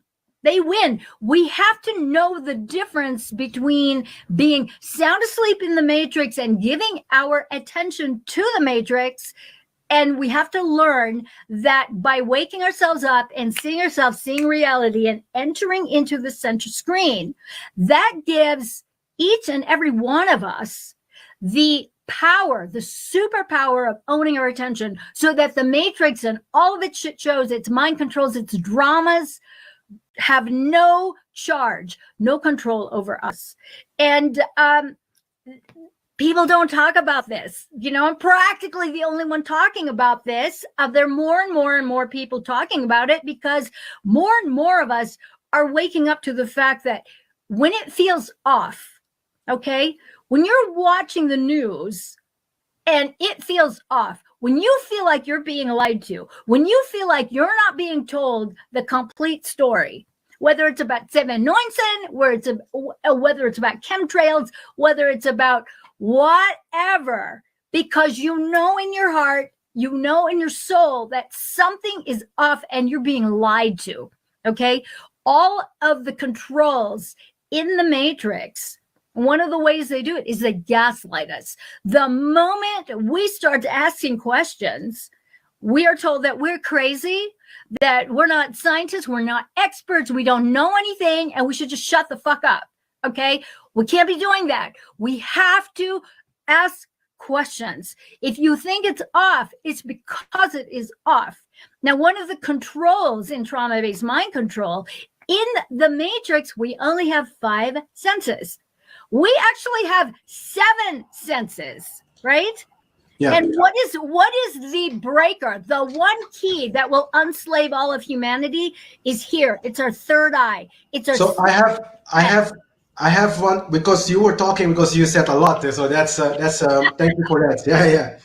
But we are going to go two steps back a little bit, because I just wanted to amplify on the comment you did about that. If you don't do what they tell you to do, they always tell you that there's consequences. Yes. And they're going to start censoring people. They're going to start in the ancient times, they started even to kill people. And I wouldn't say they don't do it now, because I cannot prove it, but I do believe that they're still killing people as well. Absolutely. Yeah. The sex trafficking, the organ trafficking, the drug trafficking, the gun trafficking. This is all about control.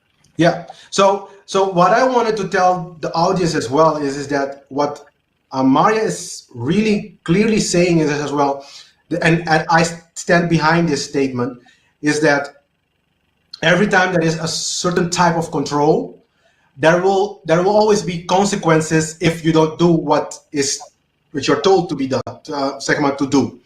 And the consequences are most of the time not in your benefit, so it's a disadvantage. So because they want to exercise a indirect way of controlling you. So they're going to tell you, oh, you have a free will, and so, but you have to do it. You're not forced to do it. But the measurements that they're taking is basically they are forcing you to do it. So otherwise, you cannot do anything, and that also is immoral. So I just wanted to mention that part, because I think that part is a very essential, because why we are in the Matrix is this is all about trauma. So one way or the other, I want you to, go back at least a little bit, because I want you to tell the audience as well, Marja, about trauma. When are you considered to have a trauma? Do you have an explanation for that? So how do we very easily explain to people, look, this is trauma-based mind control, what you're going through. So if you can give us that definition, please go ahead.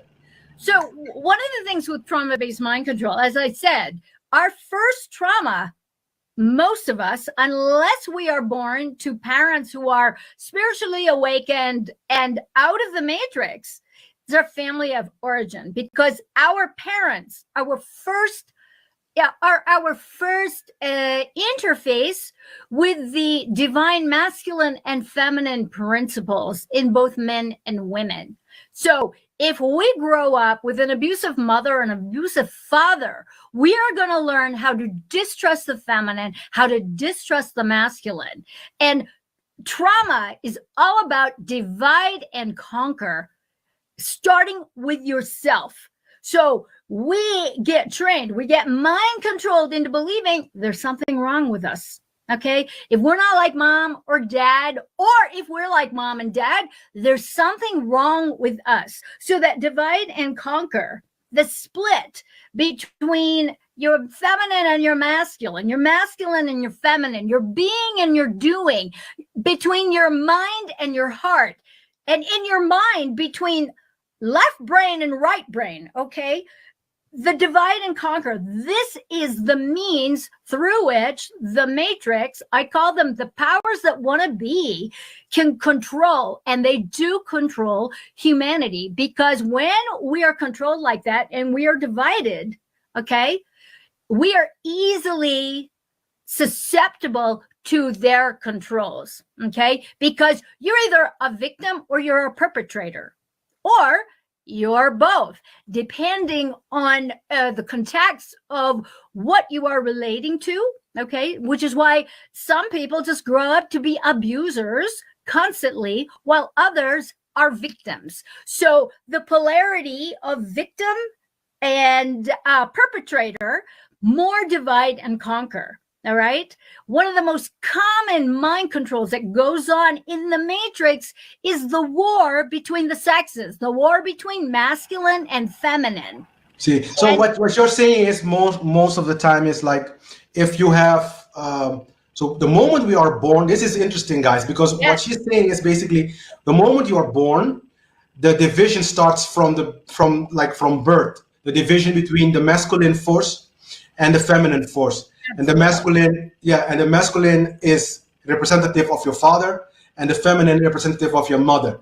That division starts already there, and then it becomes something also internalized. So your division inside from your right and left brain is also going to be, because this is I can see this because I give as well in my podcast a very clear definition about the left and right brain hemisphere, how they are, how they work. Like the right brain is more creative, more artistic part of your brain, and the left brain is more the logic part of the brain. In general, of course, the brain is a very complex, complex organ. But in general, this is what science as well take as measurement of the left and the right brain. Right. And then you will have people that are very artistic, so you only develop the right brain side of the brain. Right. There are people very logic. So very left side brain of the brain. So make it very static. They make it very static. They don't include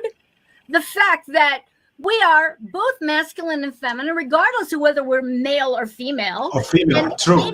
They make sure that if you're masculine, you're masculine. If you're feminine, you're feminine. And if you divert from this concretize, it could just be like this, there must be something wrong with you. So would you say, get us to forget that we are both masculine and feminine, that masculine and feminine is not a man or a woman. It is. So would you say, so Marja, would you say as well then that because these two are separated, right? that people will be confused inside. So there are a lot of people as well, they are really confused about almost everything. So would you say that this is also a contribution to that?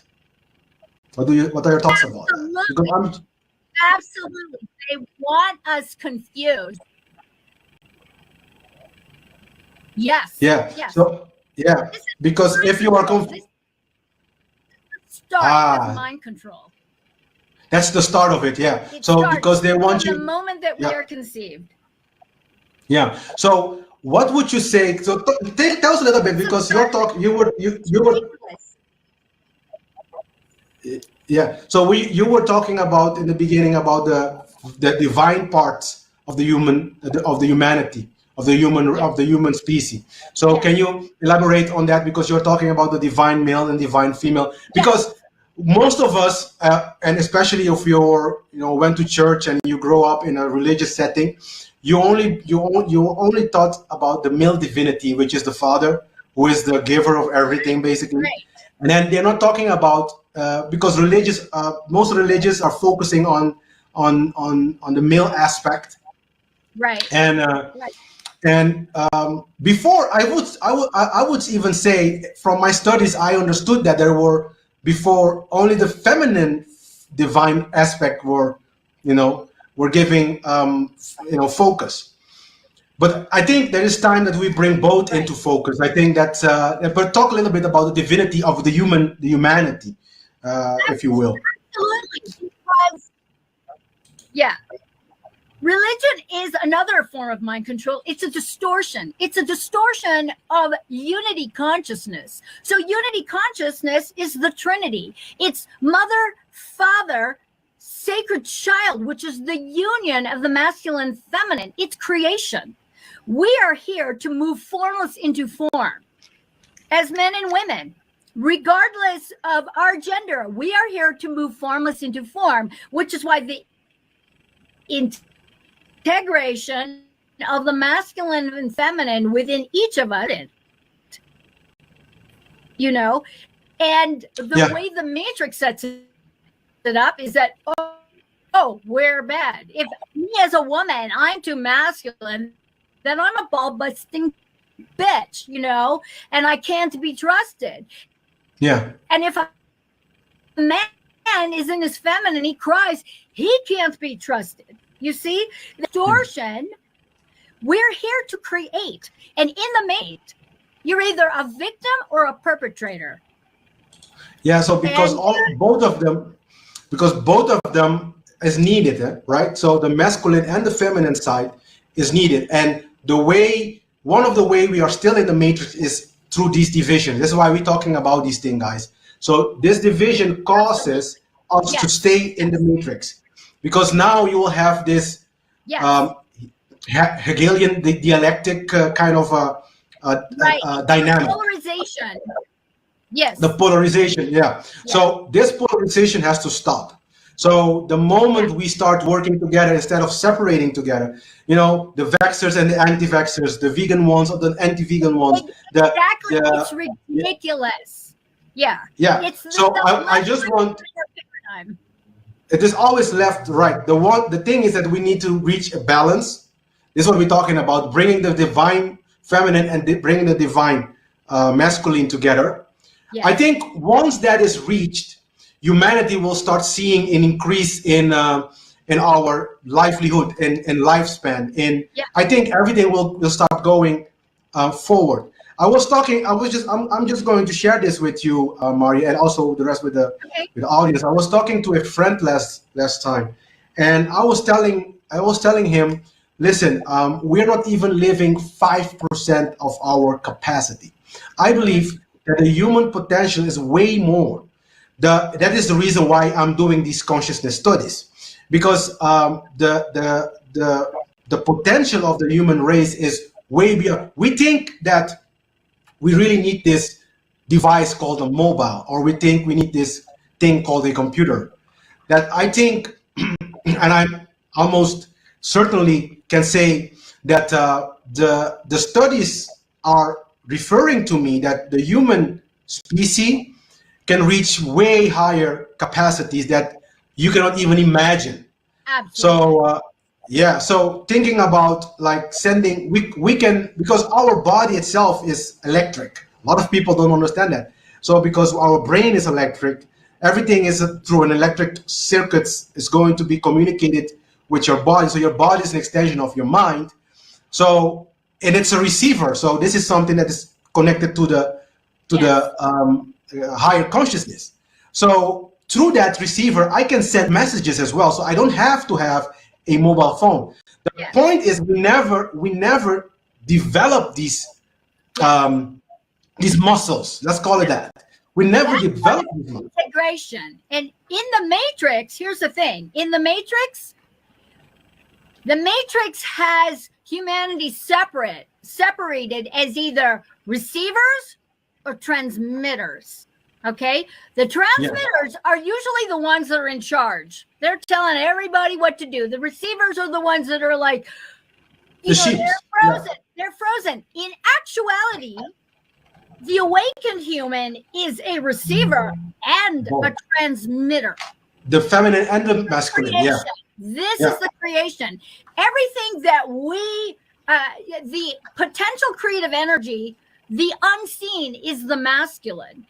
The masculine is activated by desire, by need, by inspiration, by want, by necessity to create into form. Everything that's form is an expression of feminine energy, which is, and everything in form is the masculine unmanifested energy made manifest. And so that fucks with people. The Matrix doesn't want you to know this. No, which is why it has to traumatize us into giving up our sovereignty, giving up our creativity, believing that, we can't create because we're not special enough. We don't come from elite families. We don't have any money. We don't have technology. Bullshit. It's bullshit, It's nuts. It's totally nuts. So I'm with you. So just tell me a little bit about this, because you were talking about this feminine side and the masculine side, because I want to amplify on that a little bit and be a little bit more even, okay? Because I want the people to understand that they are killing basically both. I think the Matrix shows us that specifically the feminine force is being killed, the caring, the love that we have that we should have for each other, is being killed. But I think as well, killing the feminine is basically indirectly, I believe, killing the masculine as well. Absolutely. We birth the feminine essence. Woman gives birth to humanity. Yeah. Okay. Yeah. And I know I offend a lot of people, especially the sort of progressive. I call it the progressivism of men now. Claiming to go through pregnancy and giving birth. It's like, whatever. I'm not even going to go there, because that in and of itself is another distraction. It's a mind control. That gets us to divide again. So here's the thing about the masculine and feminine within both men and women, regardless of whether you are a man or a woman. And this is basic. Once you integrate this, whether you're a man or a woman, you're not going to be stoppable. The Matrix will no longer stop you, because you'll start understanding that when you are expressing masculine energy, whether you're a man or a woman, that masculine energy is about action, inspired action, active stillness, not making a move until there is clarity. That requires the left-right brain synchronization. It also requires the activation of your sixth sense, your intuition. And of course, in the Matrix, because there's only five senses, they completely will deny the third eye, our intuition, our psychic abilities. There's no such thing. And because they deny that, they deny our ability to care. Well, they say, and I have to, but I have to break you. The reason why they're saying that it doesn't exist, and I love this thing, because it shows you again that what we have right now in the world is not really science. It's more like a finance science kind of a way. Because what they are saying, Marja, is that if you cannot see it, or if you cannot experience it through the five senses, then it must not exist. This is, but that is one of the pillars of science. So they're saying already, like they are making themselves short. They're saying already, this is the reason we're going to look only through five senses. Yes. This is basically the reason why they are rejecting the rest. Absolutely. And I say, but what are your thoughts about it? So I just, because look, in Holland we have a lot of left-brainers. So the left-brainers, they look at statistics. Everything has to be logic. You see what I mean? Yes. And what I want to bring over is that we have more senses, because you talk about in the first show, you talk about the sixth and the seventh sense. Yes. Which I absolutely agree with. The only difference that I have with you is I said you get a hunch. I call it a hunch, and a gut feeling. This is your intuition. Yeah. You say you talk about intuition and love, care. That is the integration of heart, mind, body, soul, and soul. Coordination. Yeah. Yeah. So that's the integration of all that. Integrated because we're spirit having a human experience. So there is the intuition. There's also the body that is responding to the energy that you're feeling. And we're being gaslighted by having our reality perception managed. That's what I call it. We don't have seven senses. We only have five. So, what your hunch, your gut feeling, your whatever, your intuition, your psychic sight is bullshit. And people are buying it thanks to the Church of Scientism. They want to deny, and yet I know all of you out there, every time you've denied a hunch, you've denied a hit, your psychic hit, it's come back to bite you on the butt. On the butt. Because people, the thing I understand is that people think that ideas that they get is more or less from themselves. But most of the time, especially when you get a hunch, it's just because your receiver, which is your mind, is in tune with higher consciousness. Yes. And then something comes in and gives you some light on some issues that you are true nature outside of the matrix, in the true quantum field, creation field universe of all that is known and yet to be known. The matrix is tricky because this is the whole thing about trauma. And this is one of the things that I want to really put forth. Instead of being afraid of our traumas, we need to utilize the moment we get triggered by a trauma to wake ourselves up, exit the matrix, and enter into our center screens, our true quantum field, creation field universe. And by doing that, you get to compose your reality so that your layer of the universe conforms to what it is that you want, and you are out of the matrix. You no longer obey its automated scripts. Yeah. Because that's the matrix. It's totally scripted. Yeah. So the whole idea, guys, is that you will have to stop looking at what she's called the inner screen, which is the lies that they are feeding to your. So that's the stuff mind control in our heads based on what we witness out in the world. Remember, the world is the matrix. It's not the planet. The planet is the true quantum field, creation field universe. What she means, because I think you have to explain as well the quantum field. Yes. Because what she means with the quantum field is the place of creation. It's the place that everything is possible. Okay, so the planet is the place where everything is possible. So where what you are seeing right now is the sum culmination of all of our reality, the things that we have projected outside of ourselves into the planet. That is what we are seeing now. So basically, I'm going to translate this even more easier so people can understand. What she's saying is is that if we have a hunger in the world, it's your fault. I didn't say it. She said it. Or like this. She said it. Yeah. So if there is a rape and those kind of things, it is because we collectively are allowing these things to manifest. Yes. Through our belief system and our fear, because this is, and the division, divide and conquer. And then you're talking about the mind cage, the heart cage, and the body cage. So this is what I call the connection between the body, mind, and soul. Okay. Yes. So this is, they attack all three of them, guys. Oh yeah, and they want us divided. They don't want us. The moment we get integrated in and we live from heart, mind, body, soul coordination, they're ruined. They're ruined. Yeah. They cannot affect you because you're awake.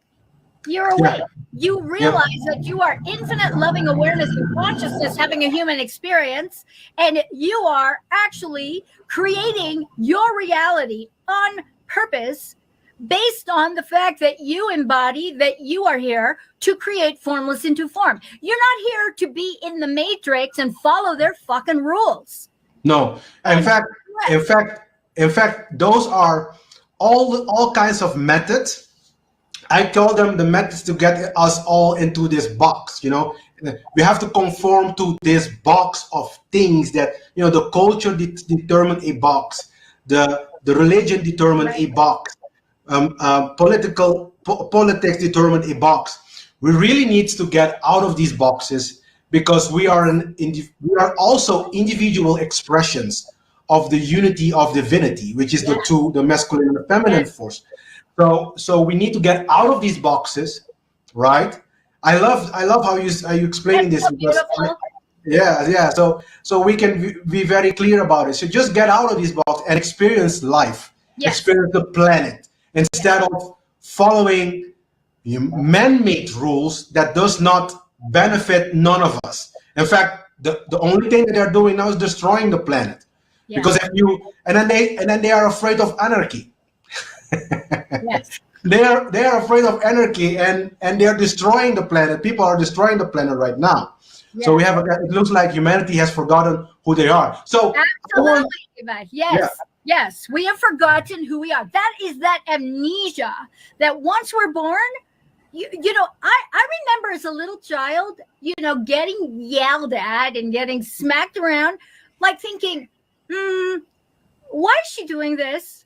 You know, I'm a child of God. What is this? What is this? Like, I knew something was off, you know, and as I got older, you know, just witnessing children, like, who could do that? You have to be so far away from your humanity to abuse a child, to abuse another human being. It makes no sense to me, you know. And now it's abusive of children is all over the place. Yes. I mean, they are sacrificing children, and this is what I tell people as well. There are children right now, and I think right now as well, we are in the middle of the spring equinox. We are going to Walpurgisnacht in the 1st of May. So this is like the high season for people. High season of sacrifice.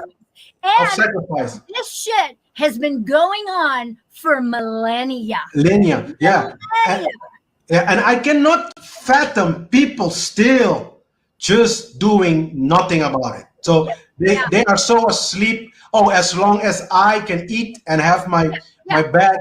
I mean, when we go into all the shit that's going on in Hollywood, right? All the people that are blood sucking. I mean, literally. Well, and that's how we divide one another, is we dangle these carrots of so-called power over another human being, and people go for it. They go for it because they want to be eternally beautiful. They want power. They want fame and fortune at the expense of another human beings. It's disgusting. It's disgusting. Evil. Yeah, because this is the lesson. As long as there are people that are in love with control, that they want to control others, especially. Yes. We will keep having slavery. We will keep having that divide of victim and perpetrator.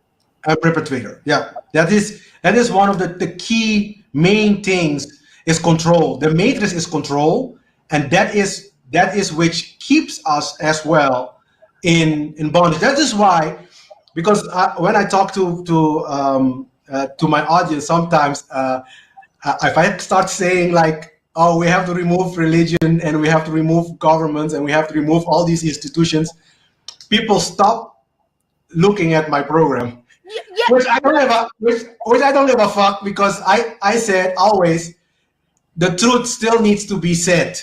Yes. Okay.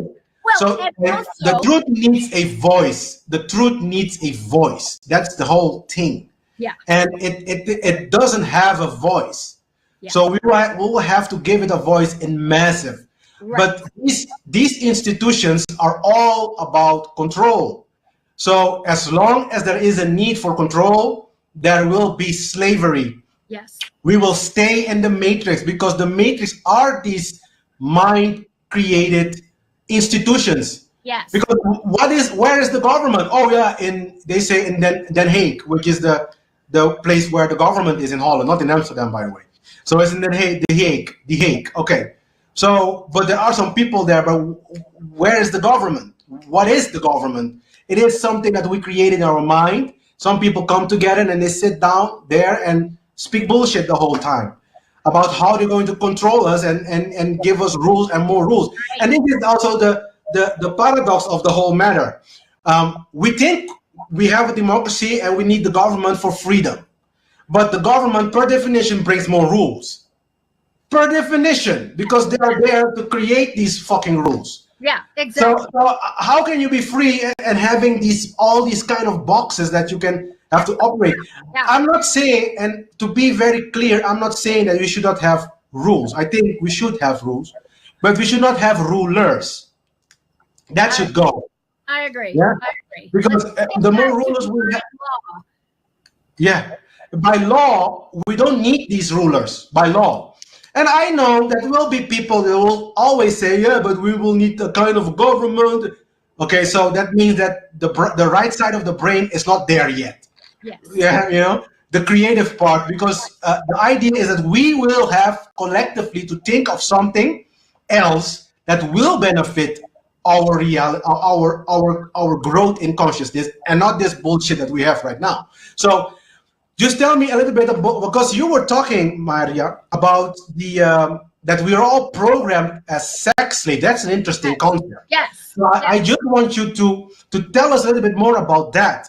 So how are your views about being programmed as sex slave, like from the start, from little kids? From get-go. I mean, when you think about it, the whole thing about even color of clothing, blue booties, pink booties, all of that. And depending on your family situation, what was your mother like? What was your father like? These are what we witness, and we tend to imitate, we tend to emulate, we tend to copy one another.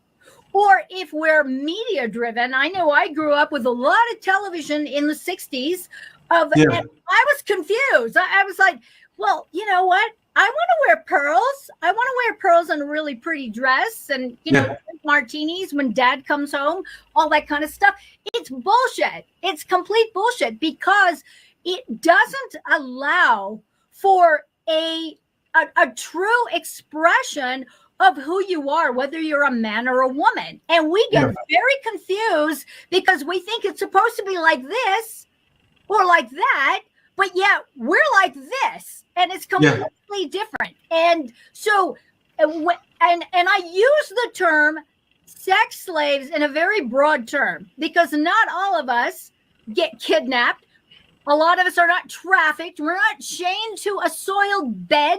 We're not raped and tortured constantly. But in our own world, our own reality of sexuality, there's confusion of sexuality. There's all these impositions about this, that, and the other thing. I mean, the gender divide. I was barred from speaking in Toronto because I would not sign a piece of paper that had me acknowledging 92 plus pronouns. I mean, I was just like, Shocked. What the Yeah. fuck? Like, what does that even mean? Yeah. But here's the confusion. And then, of course, when you have masculine and feminine going at each other, and you have the polarity of the patriarchy, ooh, bad men, and the matriarchy, and we start talking about toxic masculinity and feminine because they're both fucking toxic, okay? I'm not here to blame men. I'm not here to blame women. Okay, I don't believe that by virtue of the fact that men who have penises are all rapists. That's bullshit. Just like I don't believe all women, because I'm going to tell you, the head of the demonic cabal is a woman. Is a woman. Yeah. As a person who has been involved in hand-holding survivors of human trafficking, generational, etc., the worst of the worst of the worst of humanity that I've seen have been from women who have lost touch with their femininity. They're so embodied in toxic masculinity as perpetrators, or they're overwhelmed by their own greed and vanity. Yeah, and this is disgusting.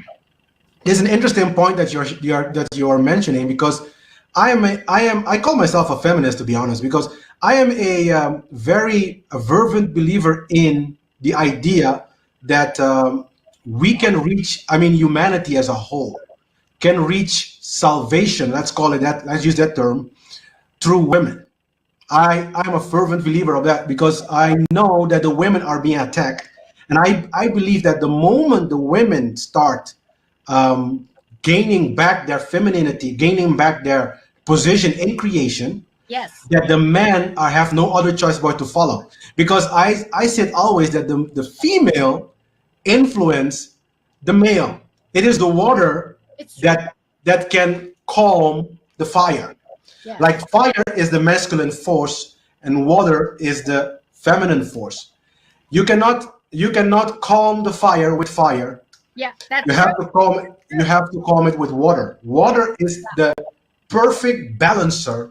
Yes. So the moment, I really believe in the female force being restored. That's why I bring you here, so people can have as well an example. I always said, Marja, people don't have to agree 100% on what I say. I'm not looking for that either. But what I do look for, at least with these lessons, is that we will come to the position that we will say, doesn't matter your gender, doesn't matter your sex, doesn't matter anything, your preferences, it only matters this, is that we all agree that we are all free. Yes. And that there is no one party that is above another party who is telling the one other party to do what the fuck the other party wants to be done. Exactly. Because that is something that makes me super, super, super irritated. Okay? Yeah, I will become a fucking monster. And then I will need women to say, Glenn, calm down. But only wise women, because I don't think that's going to be... Well, here's the thing about women. This is what needs to happen to women, is that they need to wake up, recognize the trauma that they have, because the imbalance of women is that most women are either victims or they're perpetrators. And the ones who are perpetrators have embodied toxic masculinity from the, and I'm going to say it, from the unconscious sexual relations that they're having with unqualified men. Okay? So that is part of our sex slavery, is that we are not worthy human beings unless we're having sex with someone, anyone. Yeah. Not a conscious person, but that's an interesting concept. That's an interesting concept. It is so right. And I get so much shit for saying that kind of stuff, you know. No, you can say it here. You can say it here. Because here, as conscious women are the gatekeepers to conscious presence on the planet. In other words, they need to keep their asses in check. Their masculine and feminine within need to be in balance. And they need to have their traumas and their emotional wants and needs and that programming that was in the Matrix in check.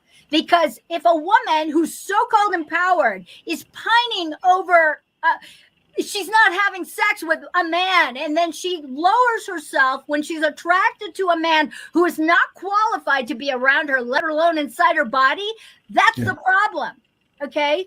And I always tell women who work in my classes or take my courses about the awakened feminine, the men take it too, that if you are not willing to forego sexual relations until you are with a conscious partner, even if that means you never have sexual relations again, that's what I call being an awakened human being, because you don't get sucked in to the trauma-based mind control of the matrix. And here's the thing, I call it trauma deactivation because you never get rid of it. You deactivate it. And when you deactivate it is being outside of the matrix. If you're stuck in the matrix, you're in your trauma. Okay? Yeah. So by owning our attention and really seeing reality and seeing yourself, knowing yourself so well that you know when your traumas are being tricked and triggered, what you're doing. This is really important for everybody to hear. What is waltzing in and out of the matrix and the true quantum field, creation field universe is your attention, your consciousness. Yeah. That keeps you, that is what brought us here, and it will keep you there as well. So your conscious awareness of where you are, who you are. That is the thing. People don't know who they are anymore. They don't know that their divinity. They lost their divinity because they just robbed them from the childhood. They rob people from this divinity. We are animals. This is the only thing we hear. We are animals. But people should start understanding that we are so divine. We are both. We are because we have consciousness. Yes. Because we have intelligence. We can reason. We can understand the difference between right and wrong. Now, I said we can understand because not everybody do understand it yet. Yeah, that is also one of my goals with this show as well, to bring people to the position that they can very quickly understand what is right and what is wrong. But Marja, I want you to amplify a little bit more before we start about the because you are talking about sexual relationships, right? Yes. And that is also something that hurts, or one way or the other prevent or keep the trauma in the female person. Because we receive that energy. The feminine is magnetic. The masculine is electric. So as a feminine, as a woman, I have more experience because I'm in a female body. That doesn't mean that I don't have any masculine energy, because the masculine part of us is the doer, whether you're a man or a woman. Precisely, yeah. So for me, I'm very good at going from point A to point B. I have a very strong masculine presence, but I'm also very feminine. Okay. Yeah. One of the things that we have to understand, and this really just trips people out, masculine energy is a projective energy. You're going from your heart towards someone, towards a cause, towards an idea. That is, if you are conscious of it. Okay. Yeah. And the feminine is the receptive principle. Okay. So when it comes to nurturing, and this is the thing that trips me out about women who are so enraged about child rearing, they're enraged because their feminine is exhausted, because their masculine is the one that's doing all of the nurturing. Nurturing is actually an expression of masculine energy, because you're moving from within outside yourself toward a child, toward a cause, toward your family, whatever it is. Okay. And the men are doing it too. So that is an important distinction that we need to really be awake to. Okay. And also, as a receptive person in a female body, anytime we have unconscious sex, there's a difference between unconscious and conscious sex. Okay.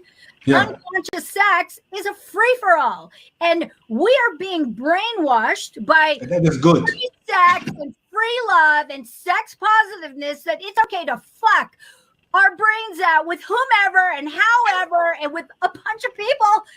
And that's freedom? That's fucking stupid. Like, give me a break. It's so dumb. It's not enlightened. It's not enlightened. And when you wake up to what it is that you're doing by receiving somebody's energy, and the men do this too. The men do this too. This is not just about a vagina. This is also about the phallus, the penis. Where are you going? What are you putting yourself into? Who is this person? What is their energy? What is their consciousness like? Yeah. So this is very interesting, because what you're saying is that basically, and I understand this very well now. Basically, what she's saying is that the moment you have a sexual relationship with someone else, that you are basically creating a energy field with that person as well. Yes. And everybody else that they've been with. Okay? Yeah. Also, yeah. So that is interesting. Yeah. So because that of all the various medical distortions within the womb, within prostate, within ovaries, I mean, the whole 9 yards is very substantive. Okay. And there is an energy relationship. There's an energy template that is co-creating this. Yeah. And it's more trauma. It's more trauma. Yeah. It is like a source for trauma, because you have so much. That is something that I can even relate to some of the people that I know around me that have been sleeping around. And then, but when I talk to them, they seem so off sometimes. They are so confused, and and it's in the female realm. It's a very sad thing to experience, to be honest, because a lot of women they don't have order in their mind, and I think this and what you're saying right now, that is something that is worthy to research more. I think it's going to be awesome to understand that your sexual energy can be misused and basically it's used for trauma as well. Absolutely. I talk about that a lot, about the dynamics of the masculine and feminine in my book. I mean, there's a whole thing about it, the whole thing about sacred feminine, and also the trauma of the divine masculine. As expressed in men, you know, they're sort of throwaway, expendable quality, you know, where we just feel entitled. He's a guy; he can fucking do it, you know. Yeah, and basically, you should. I mean, we are so worried about what other people think instead of being worried about what does natural law say about some things, or what is the right behavior, because that is basically what we should. Aiming for the right behavior instead of, you know, following the narrative of like the news or whatever the fuck people are saying out there. So we really need to focus on what is the right. So they say right is might, not the other way around. Okay. So So but Marja, we will have to finish in a few minutes. But I would love to hear from you.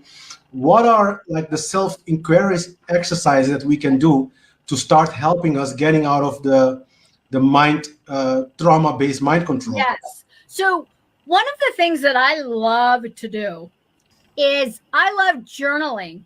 If you want the fast track to waking up, I would suggest journaling. I call it journaling and burning, where you write down specific things that you really are noticing within yourself, and you compassionately write down in detail what these things are through the lens of self-awareness, self-forgiveness, compassion, empathy, gentleness, not to beat yourself up, because the Matrix has set things up where, you know, you have certain experiences. Well, then you're a piece of shit. You know, and that's what the Matrix wants you to believe, that you are not divine in the flesh, that you are this horrible monster and you don't deserve, and you deserve what you got coming, and there's a retribution, all that kind of stuff. Okay. So I suggest that you get a journal or pads of paper or whatever, and you write out certain things that you notice about yourself that really bother yourself through the lens, I said, of compassion, of empathy, of self-forgiveness. And then you write until you can't write anymore. You put it away for 24 to 36 hours. You bring it out again. You look at it, you revise it. And then here's what I want you to do. I want you to burn it. Okay. And with the intention that when you burn this journaling exercises, what you're doing is you're integrating the polarities that you've just spilled onto the paper. Yeah. You know, I love myself. I hate myself. You know, am I worthy? I'm not worthy. I am worthy. I'm not, you know, this back and forth. And by burning it, you are integrating all those aspects, because we are all those aspects. Okay. Yeah. It's not one or the other. And when we do that, what you are doing is that you are really, moving into the place of this higher awareness that you are God, goddess, all that is. You are masculine and feminine. You are being and doing. You're balancing your suffering with pleasure. You are a creator and a destroyer, because sometimes we need to destroy things. And here's the thing about journaling. I know people that journal and have these journal books, and they save them, they put them in storage, and it's the same fucking shit over and over again. Get rid of that stuff. Get rid of that stuff. Because you are just locking yourself in to this same old bullshit story. And you're not evolving. You're holding yourself captive, and you're reactivating again and again your traumas. So I have a question here. Let's see if we can answer it. And what about the transgender? So wait, I don't understand the question. I don't either. I think maybe they are talking about that's a huge thing. That's another mind control right there. Can of worms. It's a wacky can of worms. It's a wacky can of worms. I personally don't have no problem with preferences. People can have their preferences what they want. Me neither. I've had a girlfriend and a boyfriend at the same time. So, you know, I mean, we do what we do to discover what is the truth. Yeah. So precisely. So you have to have conscious experiences. And it doesn't matter. I would even say it doesn't even matter if it is in the eyes of many something bad, as long as it doesn't hurt someone else. Yes. Right. And it helps the cause of your experience. I would say you can try it and learn from it. Yes. That is something that is. There's a lot of things that people say to me, but I don't want to try that because I'm not interested in trying that. Okay. So. You don't have to be forced to do anything. Yeah. You just need to be yourself and say, okay, this one I really want to try it. And we have also another. I don't think this is a question. It's more like a comment that says people that have that sex around and don't care for each other are those who are frustrated. Yeah. So that is something that I'm seeing. I'm experiencing that. Yeah. But I don't know if that is true for everybody, but I'm listening to you right now, Marja, and I'm starting to have the feeling that it is true for all female. I even think as well for male, to be honest. Yes, for men as well. I hear all the time. I hear all the time from men that they're tired of having empty sex, and it makes them feel bad. And I know as a woman, my own experience of like, what was that about? Why did I do that? Like, you know, it's not satisfying. It makes me feel icky, you know, and it's not that I see sexuality as negative. It's that it was not in alignment. There was no heart, mind, body, soul coordination. In it. Yeah. So this is so because they are pushing the agenda that way. Yes. So it will break us as well energy wise. So it's trying to fill a void. It's trying to avoid the feeling of emptiness rather than addressing, why do I feel empty? Precisely. I need a That is person that I don't even like to give me attention, and it's a momentary feeling better, and then you feel like shit again. You know, it doesn't solve any of your traumas. It doesn't heal anything. So okay, so I think we are going to stop end the show in a few minutes because our time is up. For the question about the transgender, I think we will have to get a show especially for. We can talk about homosexuality, transgenderness, and all those kind of these things, but do know it is a part of the agenda as well. Yes. I'm not neglecting nobody's feeling. I'm not neglecting nobody's preferences. Seeing that, but do understand that. Okay, let's put it this way. I always try to give some examples and see if that will bring over the message. We don't need a gay parade. In Holland, we have this gay parade-ish thing to celebrate gayness. I would say because we don't need the gayness to recognize a gay person. The same way we don't need a heterosexual parade to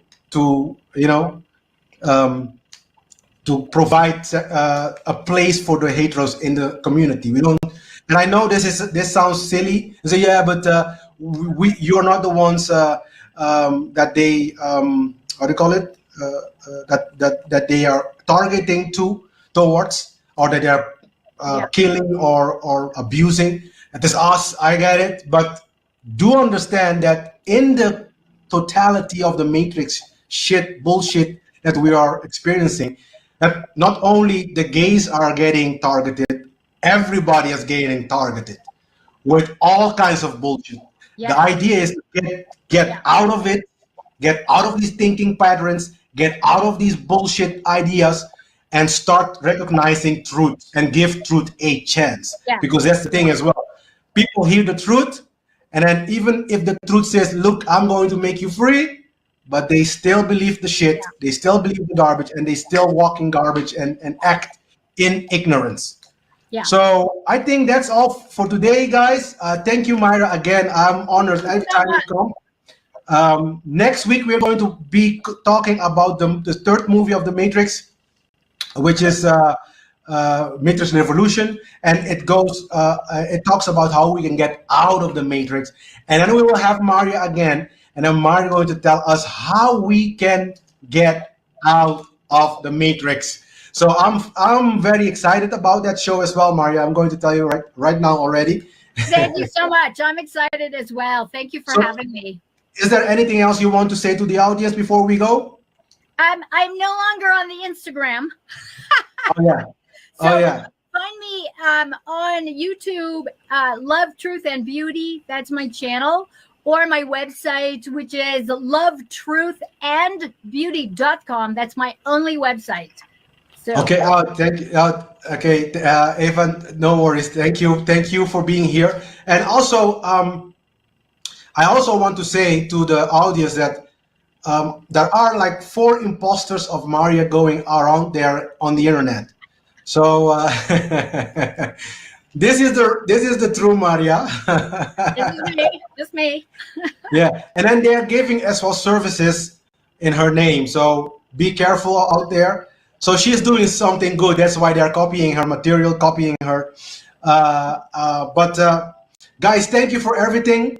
Oké, bedankt voor het luisteren, mensen. We zien elkaar weer volgende week, dezelfde tijd. Tot ziens.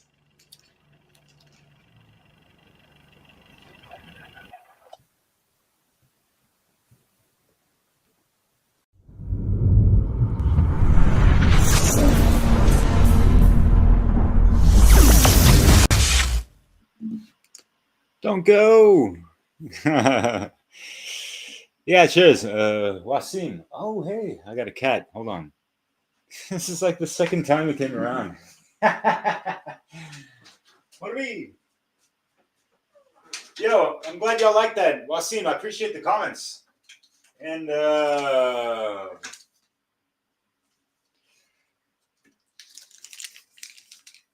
yeah, they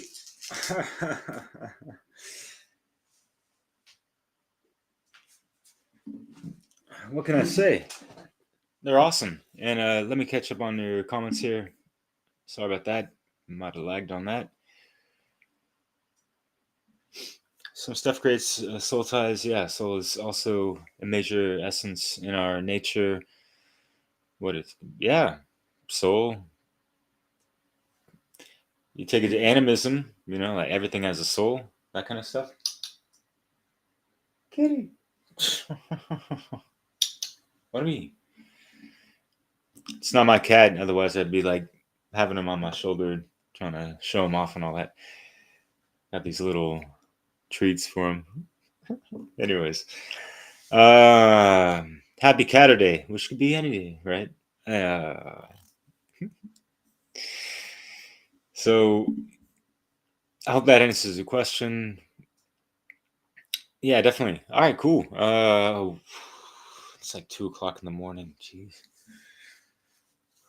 my lady's not gonna be happy tomorrow. But yeah, you know what? I might cap it off tonight. Yeah, there's too much going on, and within the next hour, actually, there's 2 live streams. One on the Libracast. He's hosting the Girls Club, which has Leslie Powers in my Dissolve and Divide show, and I've been on Fred's show, geez, like 4 times in the past month.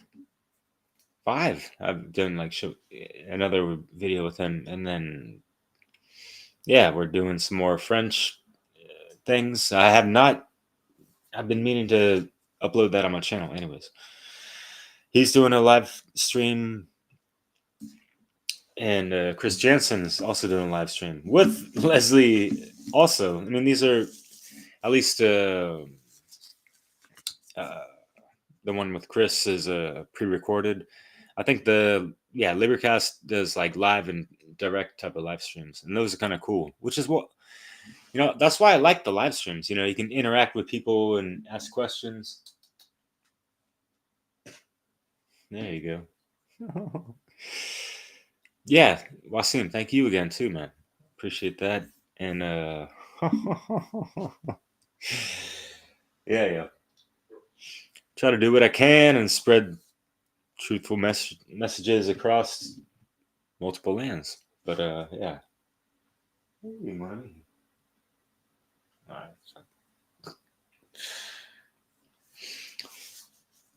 So yeah, I hope you guys didn't feel ripped off in regards to the title and the trajectory of this whole, what I've been doing the past week now.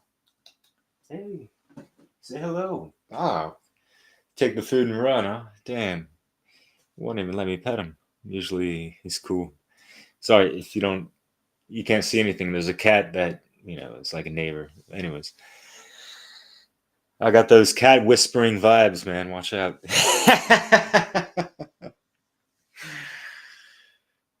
So anyways, like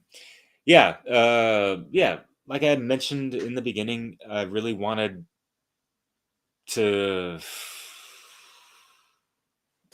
pull distractive, thoughts away from, what I was showing last night or this morning on my end.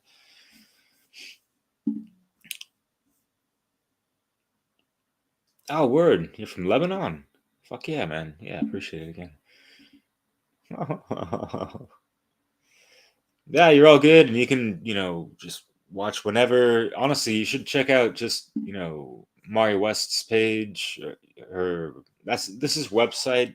Love, Truth, and Beauty is her YouTube channel. It's easy to just, do some quick old keyword searches. But all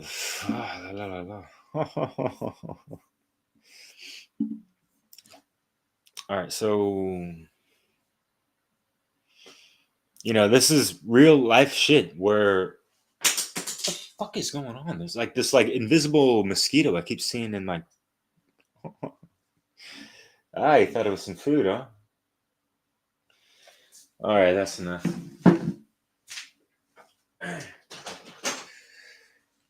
It's not a black cat. it's not one of those deja vu cats, you know. But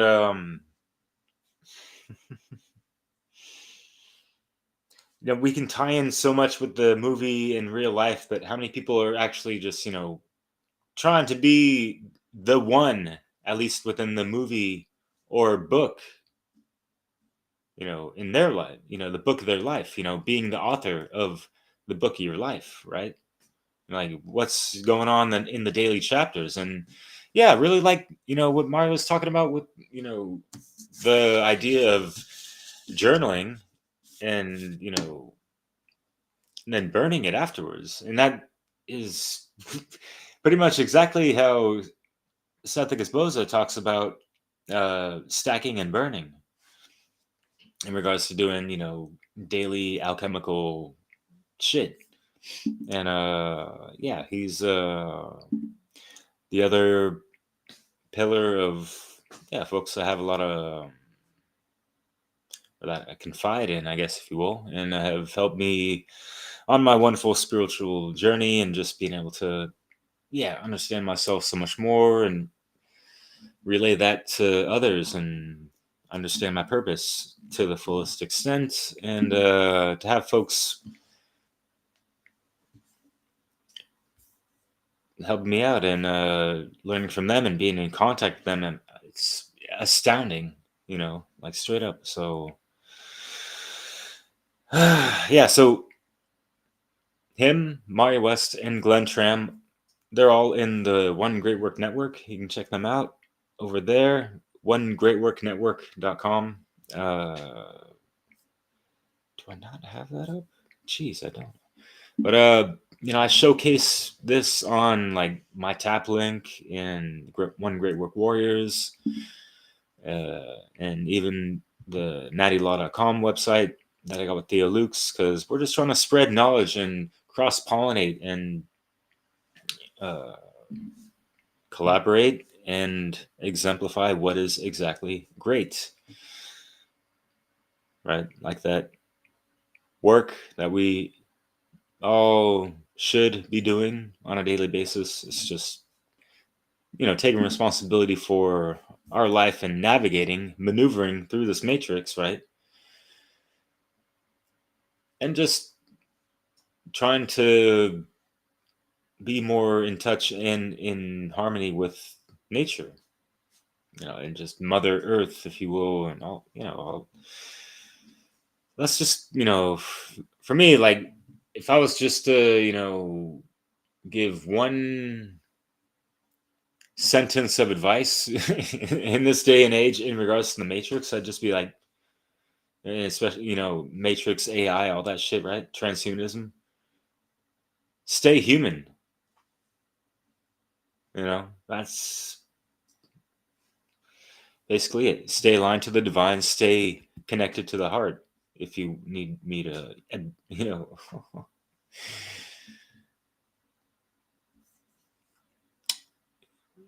explain more. So, anyways, geez, you can tell I really want to explain a lot more, but yeah, geez, I got so much on my mind. I got to do some other stuff. It's not gonna happen for that third video that I wanted to show in this live stream, but you can already check them out on Glenn's channel. Uh, is he on YouTube anymore? Shit, I forget. But anyways, here we go.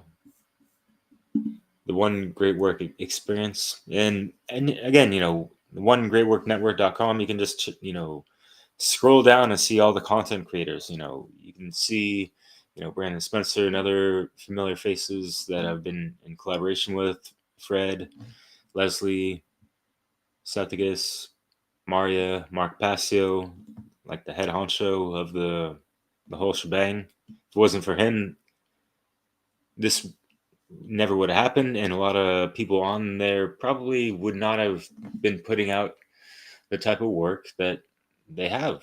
You know, a lot of us have learned so much from him, and he's like teaching folks how to create proper media or content, if you will.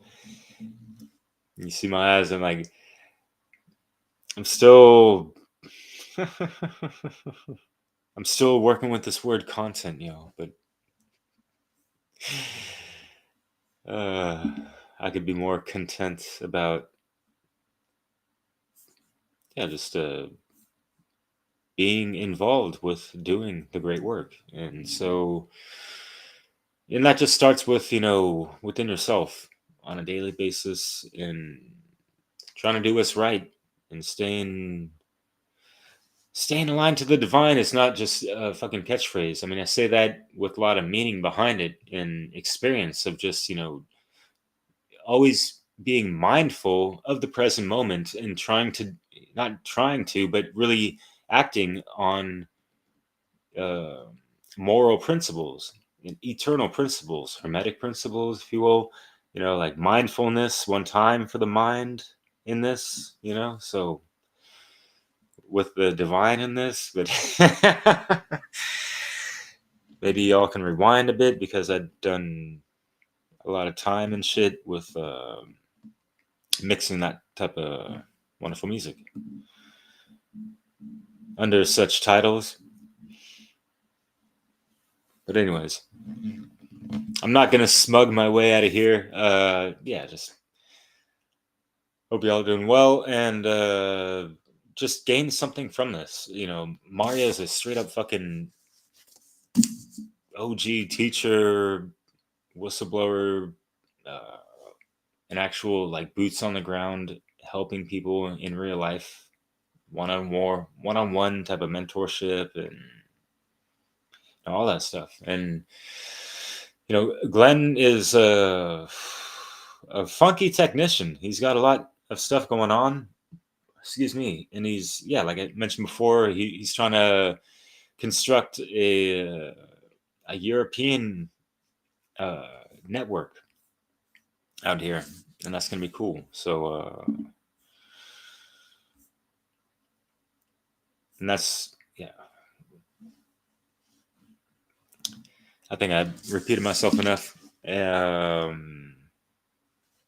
Thanks again, and we'll be back tomorrow. What am I saying this in the fourth person? I'll be back tomorrow. I don't know if you guys will. If you will be, that's cool. Appreciate it. Take care, with in all caps.